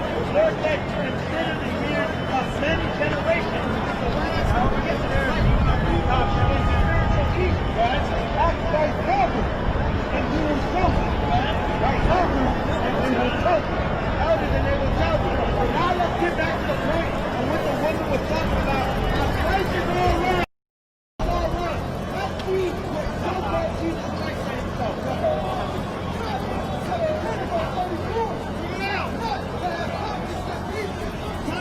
What did Christ say? Trick, trick. Jesus loves everybody. Jesus loves everybody. Trick, trick. Christ said he came back to set peace on earth. Because they crucified him and he took up persecution of any sex matters. He went through it. He didn't Yes, thank you. I know where I'm going. Thank you. You're welcome.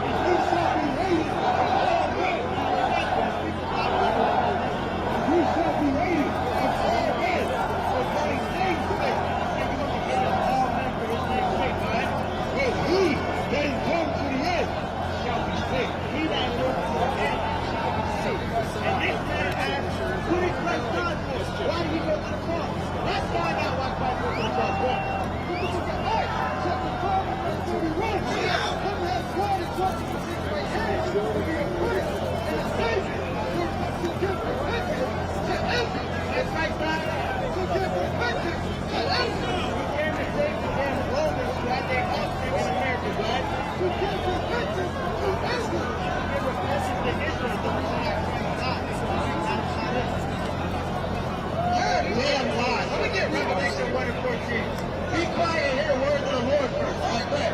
Here's what you got. Let's see.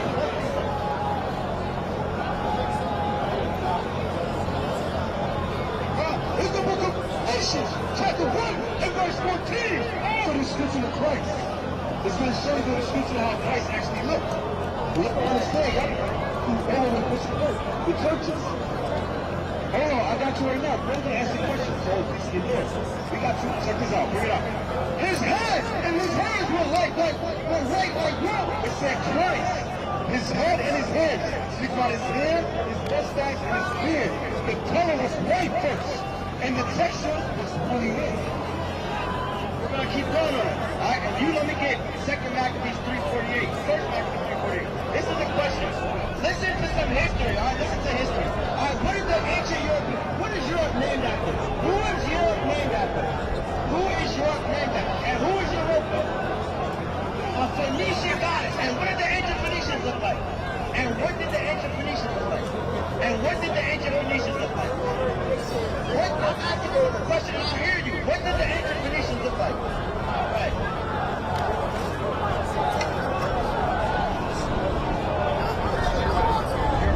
You're wrong. That's a lie. The Phoenicians were melanated people. You know why? Because the ancient Cometians who were in Egypt are melanated people. What DNA evidence do you want to prove? What DNA evidence do you want to prove?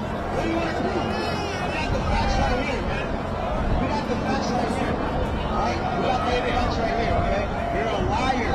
The white image of Christ is centered first year, the son of Alexander VI. Alright? You guys have all been fooled. You've been hoodwinked in thinking that Christ is a so-called white man. How the hell could Christ be a so-called white man and you went into Egypt and hid amongst the Egyptians? Right there. Egypt is also called what? Egypt is called Kemet, which means black land. Alright? Let's see the biblical description of so-called Jesus Christ. And his eyes were as a flame of fire, and his feet like unto fire there. What's Christ's feet? Unto fire there. Christ is a white man. Unto fire there. Christ is a white man with blue eyes and blonde hair. Unto fire there. It said Christ's feet were like unto fine brass, man. As if they burned in the fire. As if they burned in the fire. Christ's feet were fine brass, as if they burned in the furnace. And the ancient Jews, the Jews of antiquity, were melanated people. They were all dark-skinned melanated people living in Northeast Africa at the time. You can tell 832. Okay, we out here to bring out the truth. If you think that the Egyptians, all these other people was white, okay? If you think that this goes was white, something is wrong. Do you understand? Because right now, as we look at Israel, listen, people are catching skin cancer in Israel. We are not no idiot black people. You're going to try to prove to me 2,000 years ago that the people was white when they're catching skin cancer in Israel now. That's not true. John 8:32. Chapter 8 is on the truth. The truth. And the truth shall make you free. And you should know the truth. And the truth shall make you free. The Bible says you should know the truth, and the truth shall make you free. So we got to see that. Whoa. And Egypt 4,000 years ago.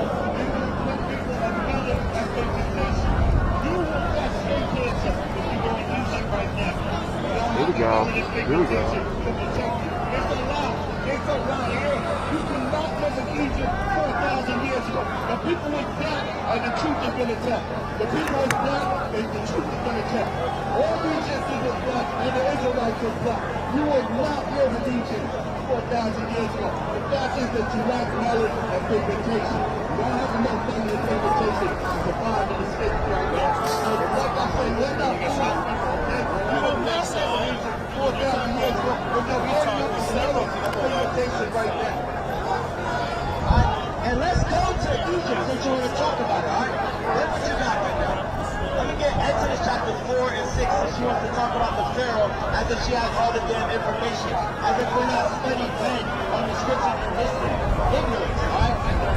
Ancient Egypt was also called the land of Kemet or Kamaland.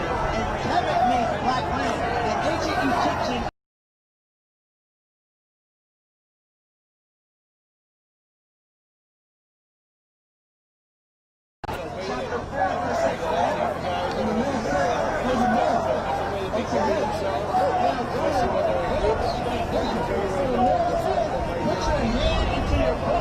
to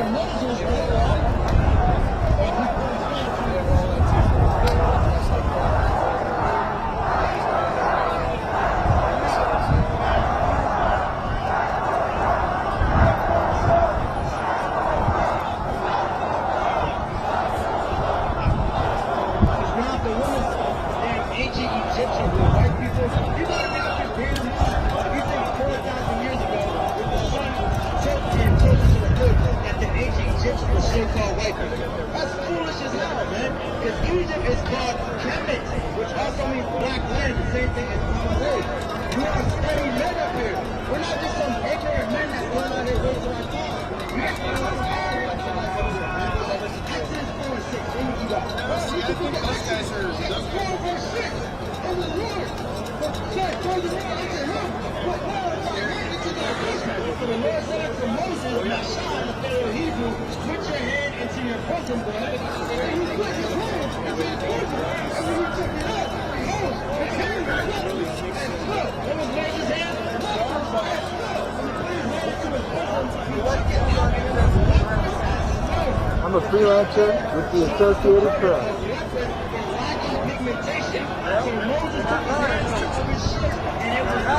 I've been asked that question a lot today. I was on the West Front, yep. Yeah, we're trying to get a variety of shots. So we're posted up all over.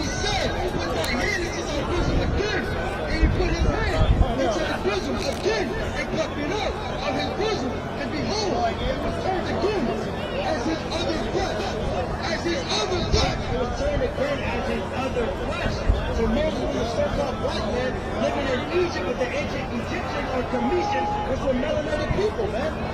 Foolishly. Let's get back to the topic at hand. We had a prophesy. Hey Jack, it's been about 30 minutes, 30, 20 minutes, quick check-in. I got about 20% left on the live view, but I got some extra batteries still. Didn't know if you wanted me to stay on this side or head to the West Front.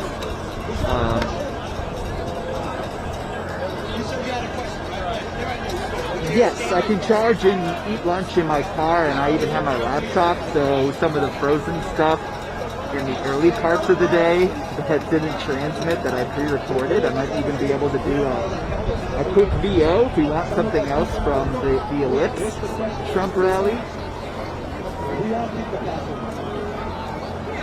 Some of us do, some of us don't. That's the out of discussion. That's the out of discussion. Some of us do, some of us don't. That's the research. What would you got? This is the judgment that's getting ready to happen to America. And we got Habakkuk chapter 2:12. Okay, and honestly, if he finds like a better shot angle or something, you know, I don't know if you prefer the Western Front here or the Eastern Front, excuse me, because we have the Western Front covered. Are we using like pool for that or? Sure. There's a lot more people on the Western Front, so if he wants to set up there and if that's closer, great. You believe that the European, the ancient Breton, the ancient Irish, the ancient English were all so-called white people, but they were black people, melanated people, and in 449 AD, the white. That sounds great. Awesome. Okay. Yeah, I'll look up for Dan and let him know that I'm kind of on one of the planner fountains.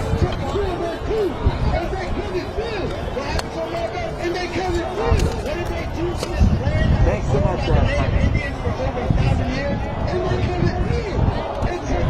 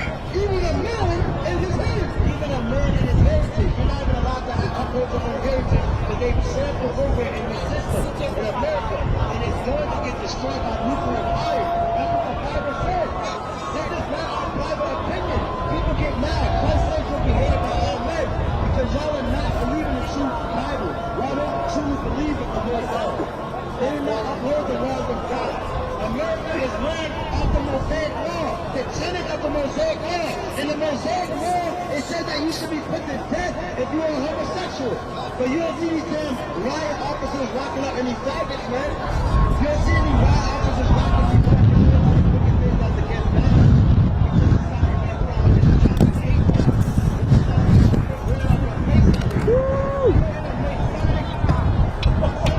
almost. There it is. I'm glad I could have caught it with my leg at least. My arm's a little busy.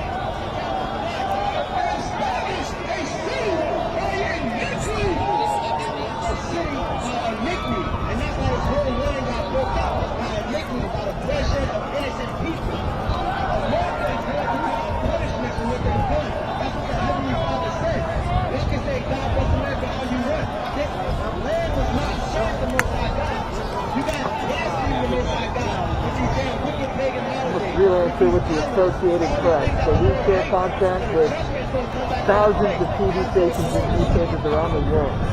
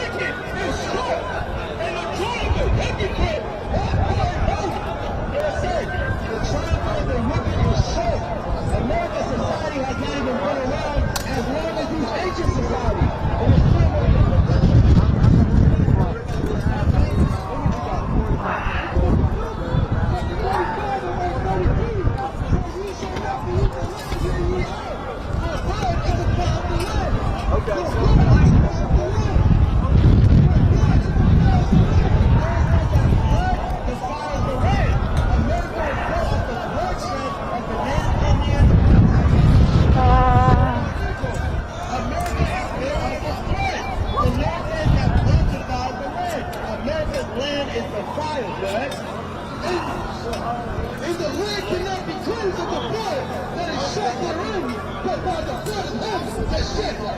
But by the blood of him that shed it.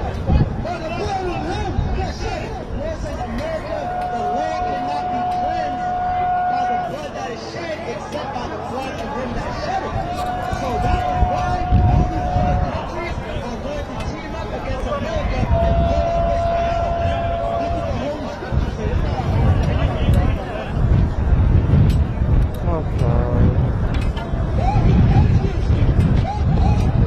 Holy crap.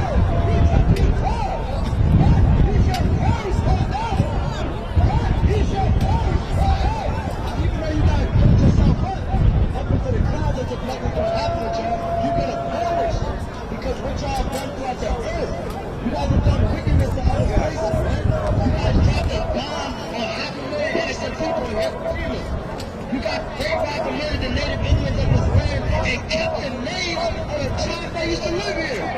Delaware, Iowa, the Mississippi River, Tennessee. Do your damn research yourself, man. We're not speaking of, man, we're speaking the words of the Holy Bible, man. What's your question?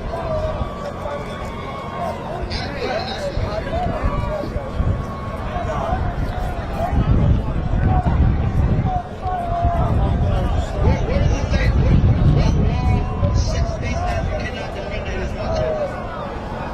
What law? Tell me a term of law. We're speaking of the oracles of the Holy Bible. The law statutes of the heavenly Father, which you Congress created a better place. So your nation, you're going to run by that. I don't know what my live sounds like. Well, what's up? I unfortunately don't have one on me, sorry.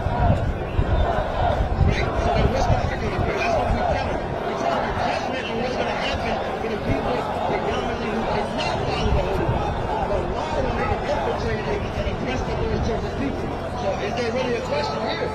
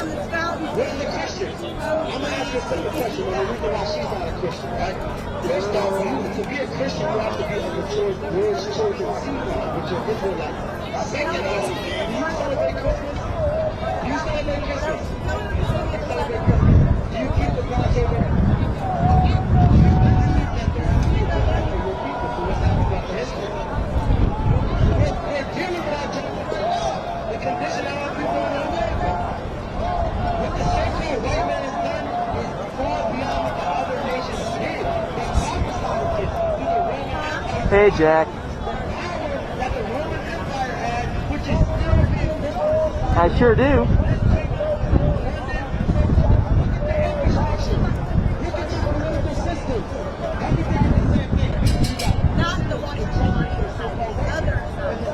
Sure. Sure. Who is it? Oh, he's one of the still photographers. Gotcha. Yeah, I can give you the address to my car as well. I'll just text it to you so that way you can forward it on to him. Does that sound good? It's kind of south of the Supreme Court. I'd give him that general direction near the South Capitol Hill metro stop, like a couple blocks east of there. So.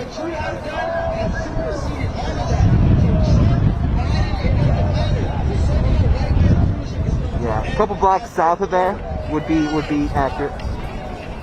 Cool. Sure, yeah, that sounds great, and I can meet him anywhere. So, yeah, and am I good to come down? Is Dan established? I haven't found him yet. So.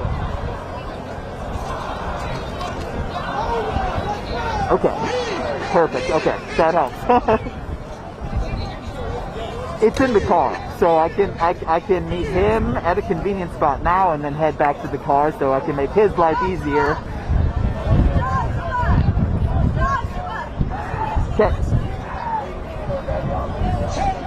Awesome. Hey, thanks for the update, Jack. Talk soon. All right, bye.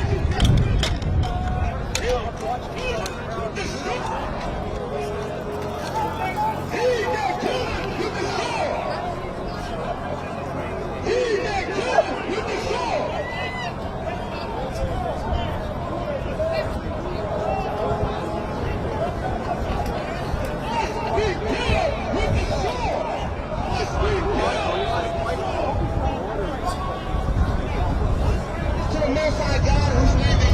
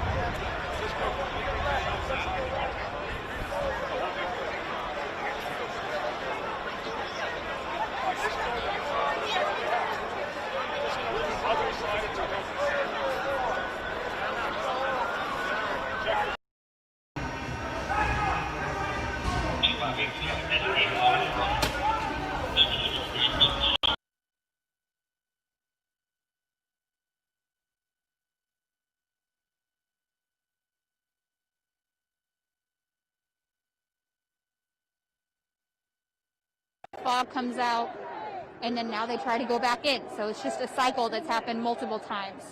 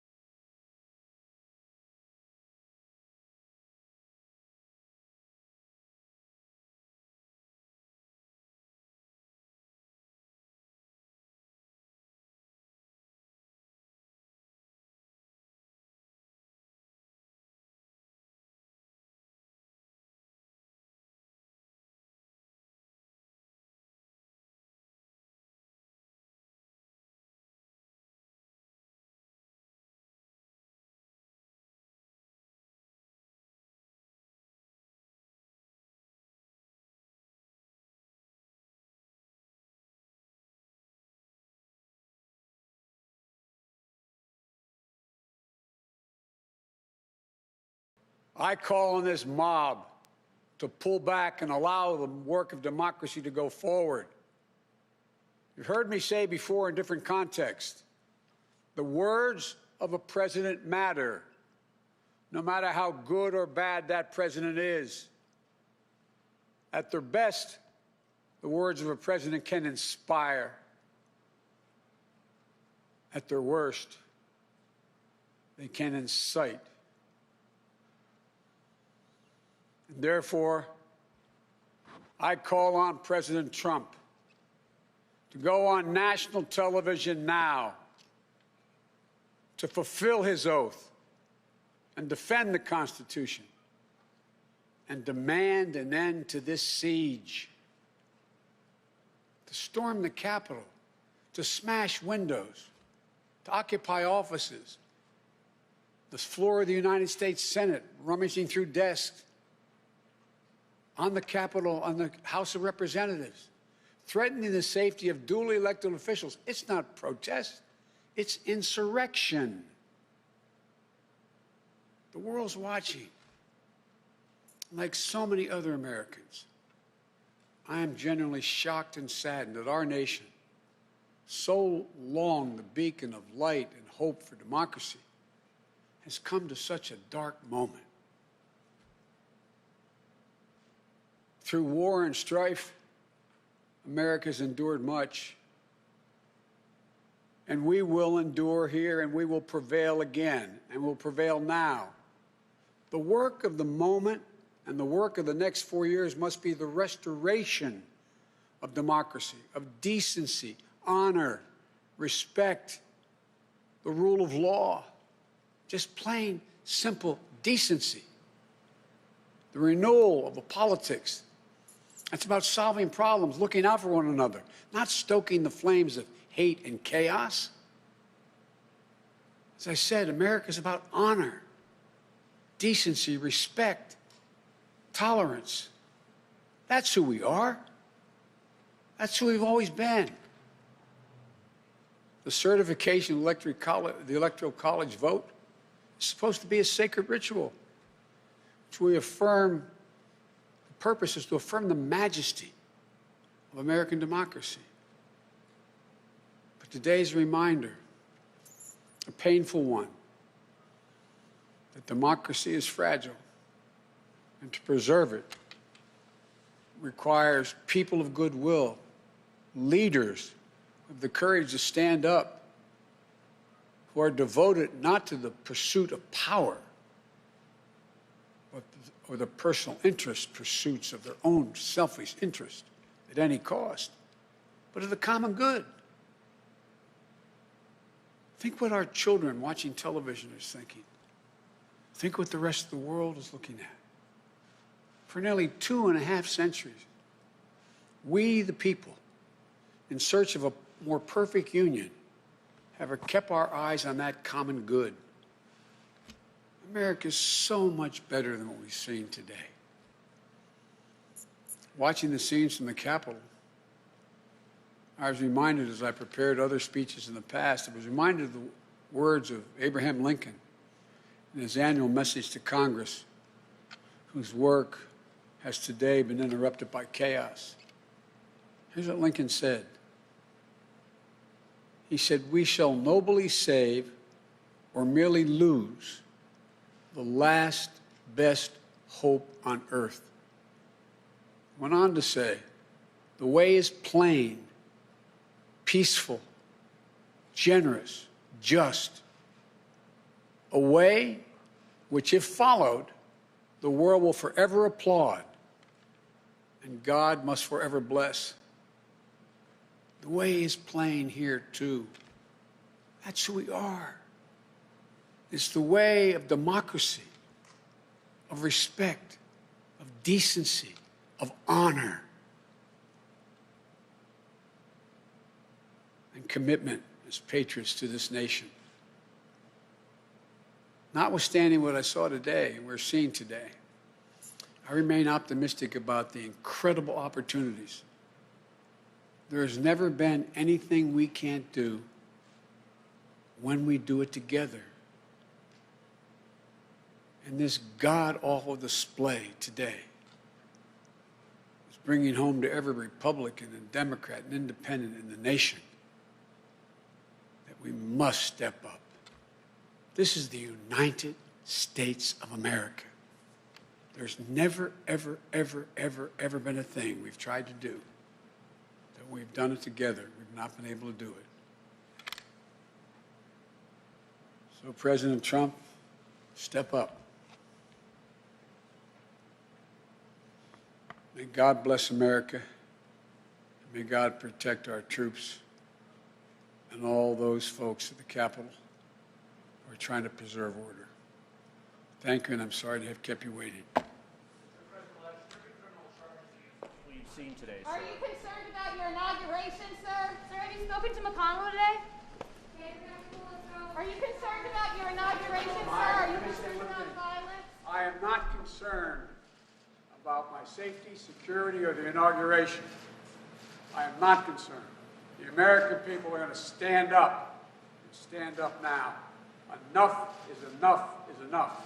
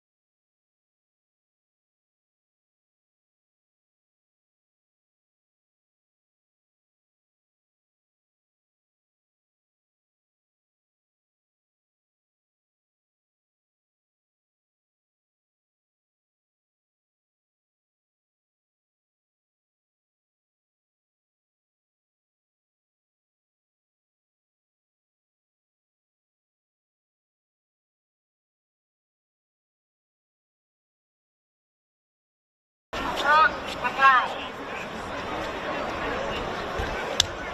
all news media and all social media will be shut down to prevent the true misinformation. Upon completion of the investigation, those found responsible for the current state of the world will be prosecuted to the fullest extent of the law. Fines will not suffice. Only prison term. If you are truly innocent, you have nothing to worry about.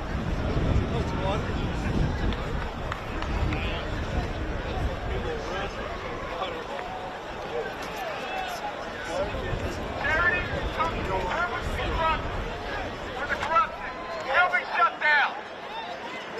And all money will be donated to reputable charities around the world,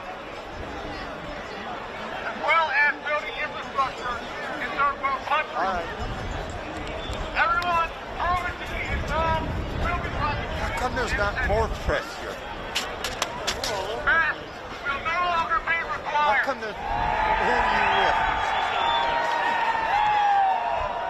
I There can't is too believe much this data happened. to prove that the coronavirus is less lethal than the flu. Well overdue.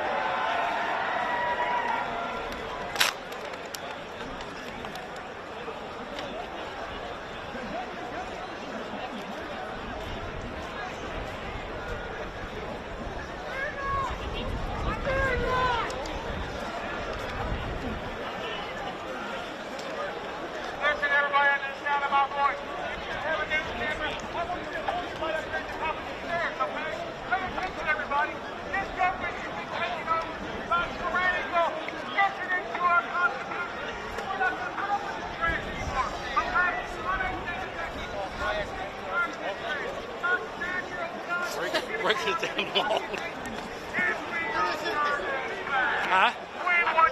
I think they just closed them up. I think in the summertime it's like a pool, like water, like a fountain. They got one there and one there on both sides of the guy.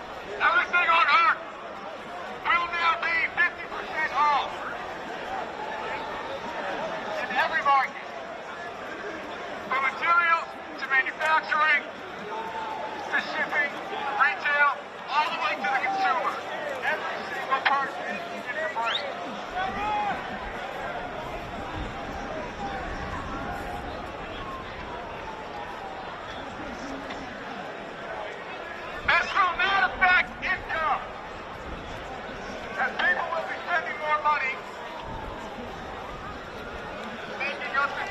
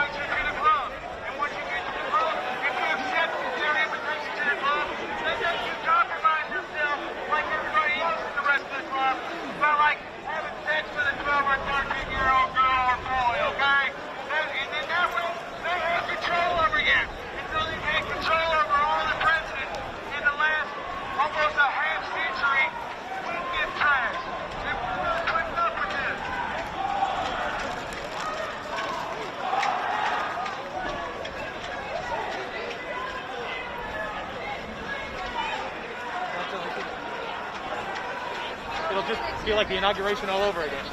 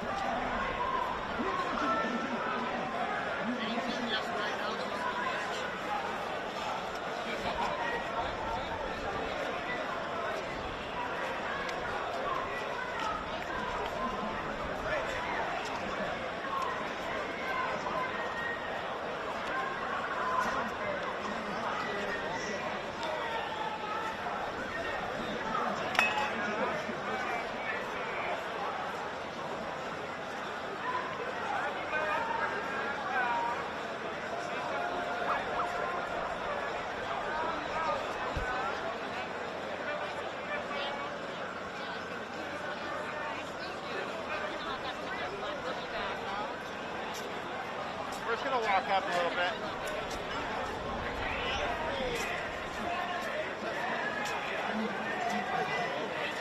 You too.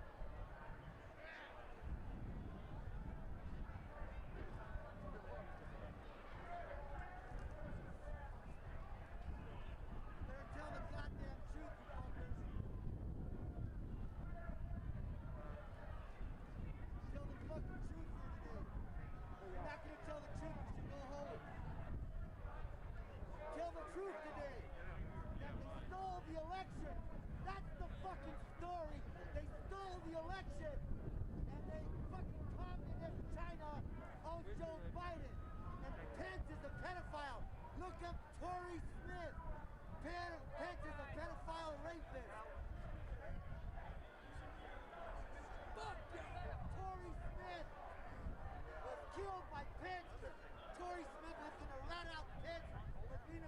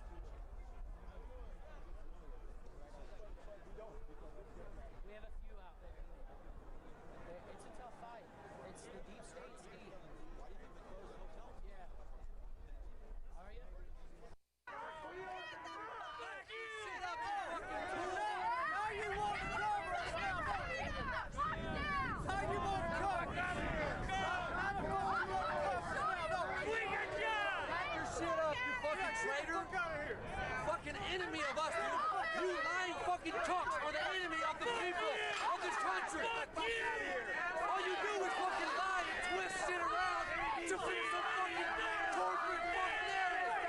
Fucking worthless piece of shit.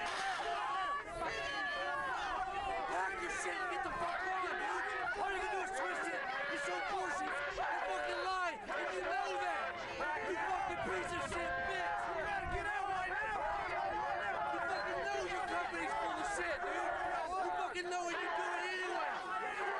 You're a fucking worthless fuck.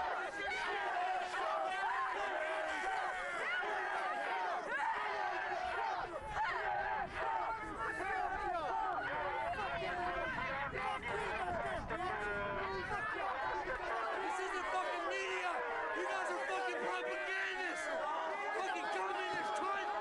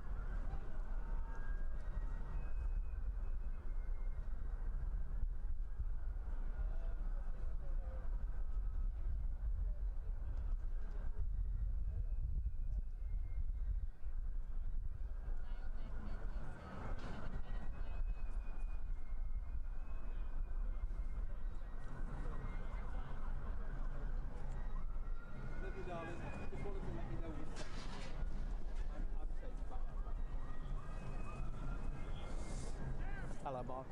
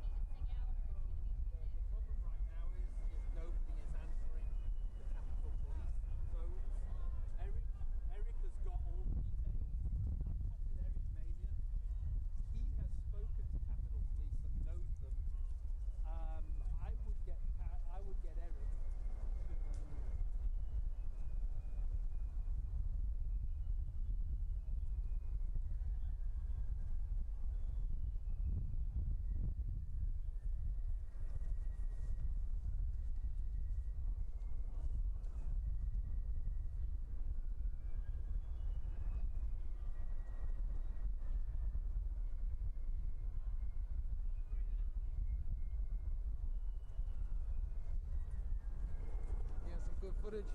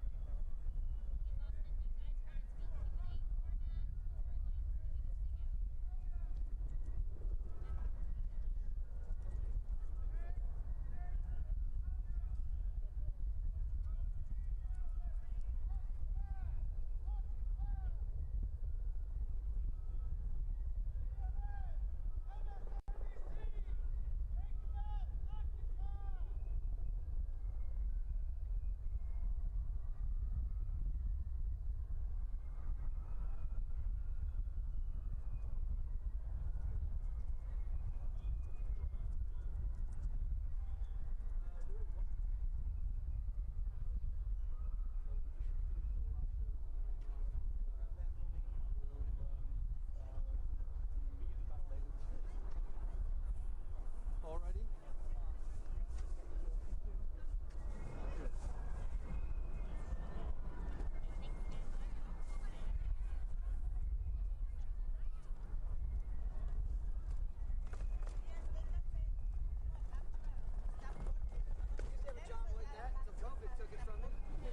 Yeah, you stagehand or you just part of the company? I'm part of the company. New event label, so we're doing I was an LD at a concert club. Oh, really? Until they shut us down.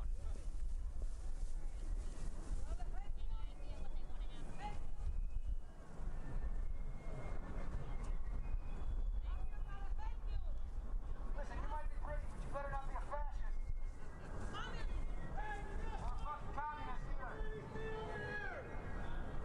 Mark the rest, ABC is right here. Your looks will not protect you from communism. But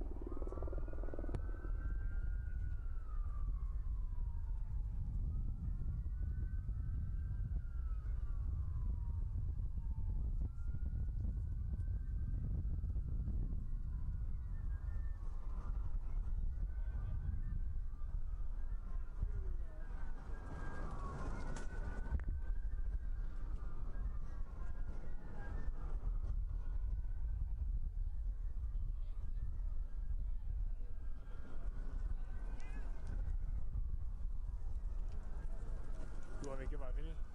No, I'm out. Well, what news organization?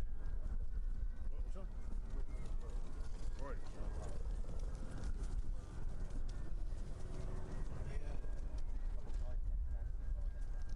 Who got attacked? Colleagues got attacked. The thing is, though, information is powerful. Because you control people through information. It's hard to control a population, you know, telling people what to do. You do this, you do that. If you control the information people receive, it's very powerful. So if you're providing information, it's a big responsibility.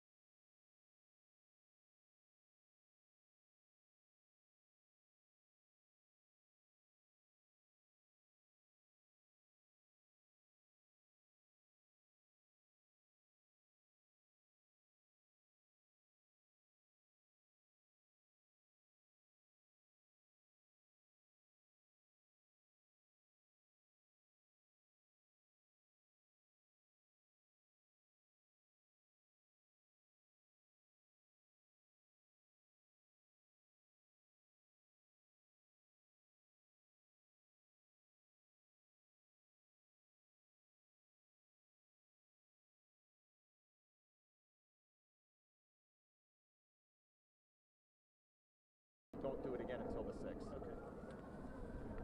That'll work. That's safe. I just don't want to lose your shot. Yeah. Well, it would stink to lose it for 6. What's that? It would stink to lose it for 6. Would be awful. Yeah.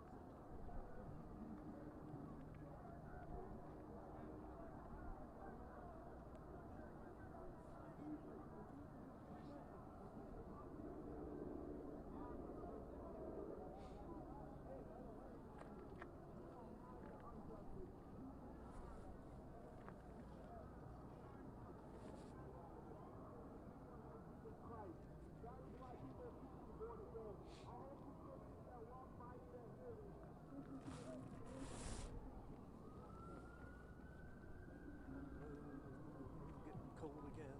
He said it was only 40 degrees. Feels a lot colder than that, doesn't it? It's the wind. It's not the cold, it's the wind chill.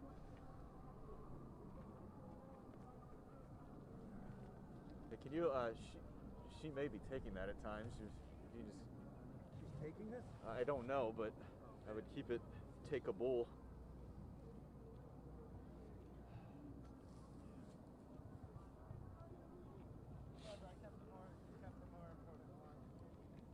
Feels like 33 degrees.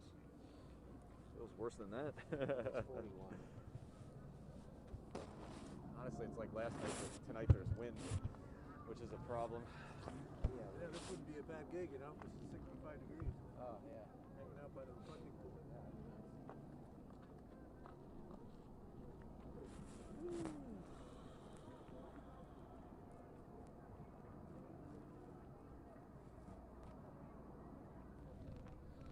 I can, yes.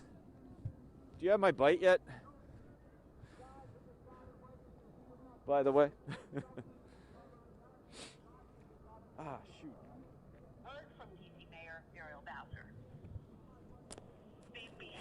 Ashley, you hear me?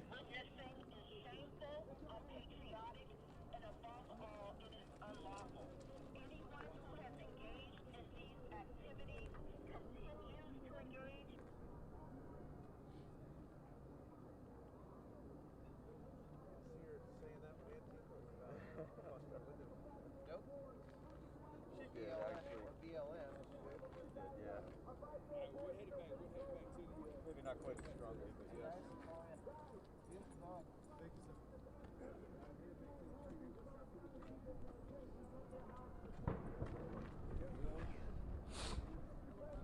Ashley, do you hear me? I don't know if that was on. There it is. No. I don't see any smoke. I don't either.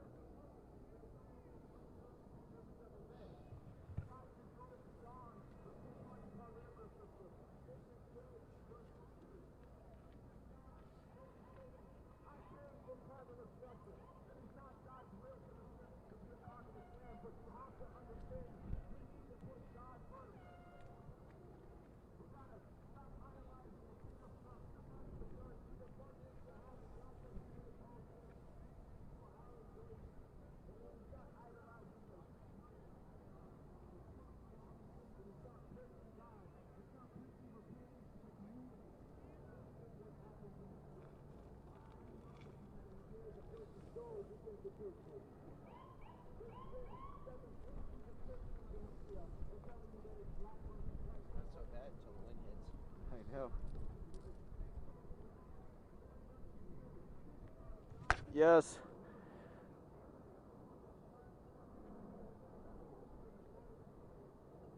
You hear me? Yes.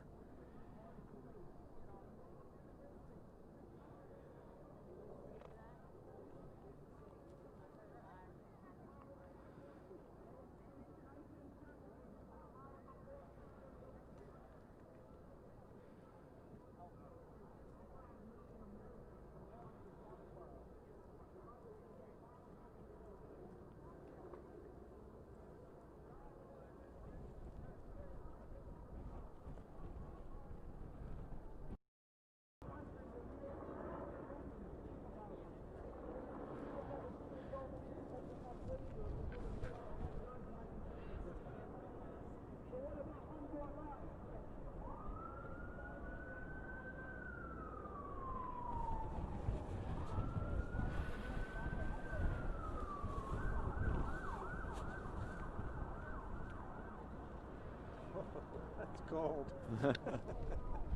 Yeah, don't need that wind.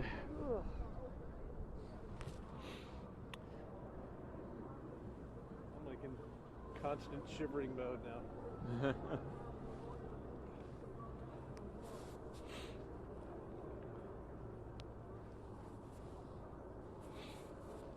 can't tell. Are there still people up there?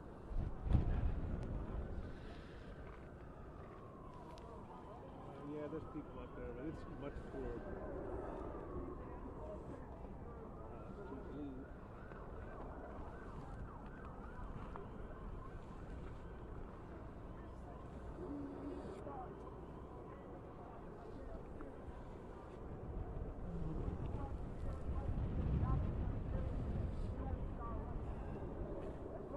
least it's not raining. Thank you. And now I True. can start.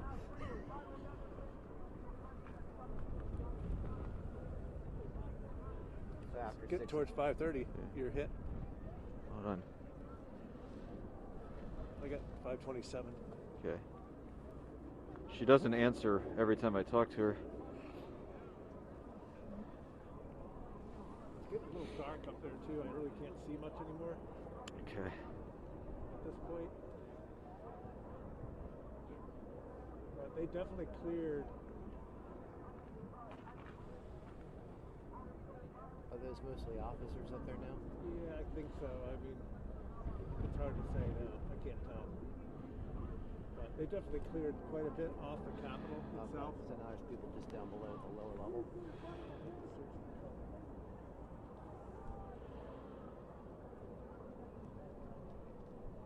Yeah, those are all police. It's too dark.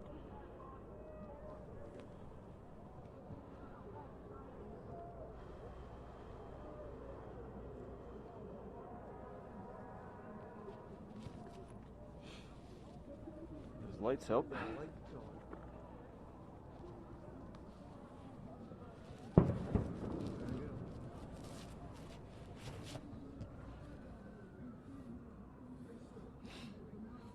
What those Yeah, I are can't though. really see now though.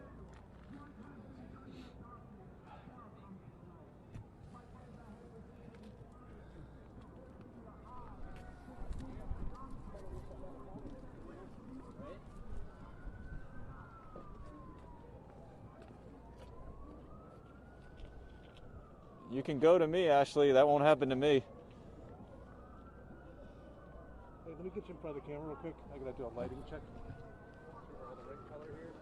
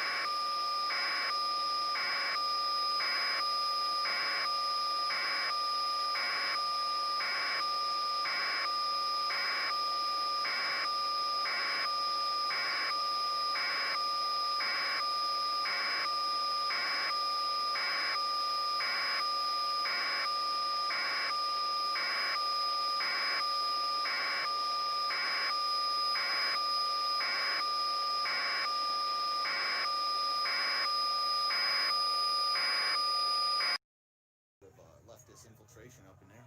I just don't know. You know, I don't know who was right. You know, I believe they did as well, but you're doing okay.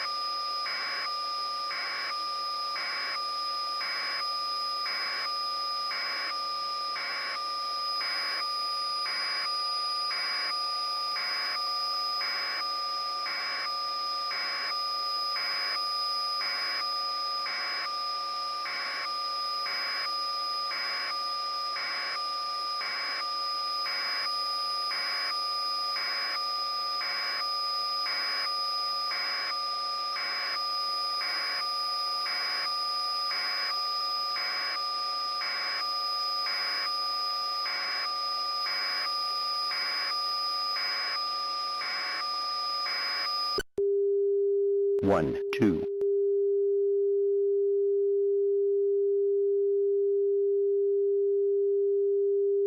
One, two.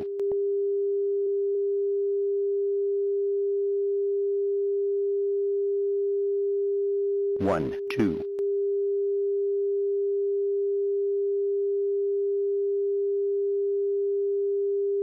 One.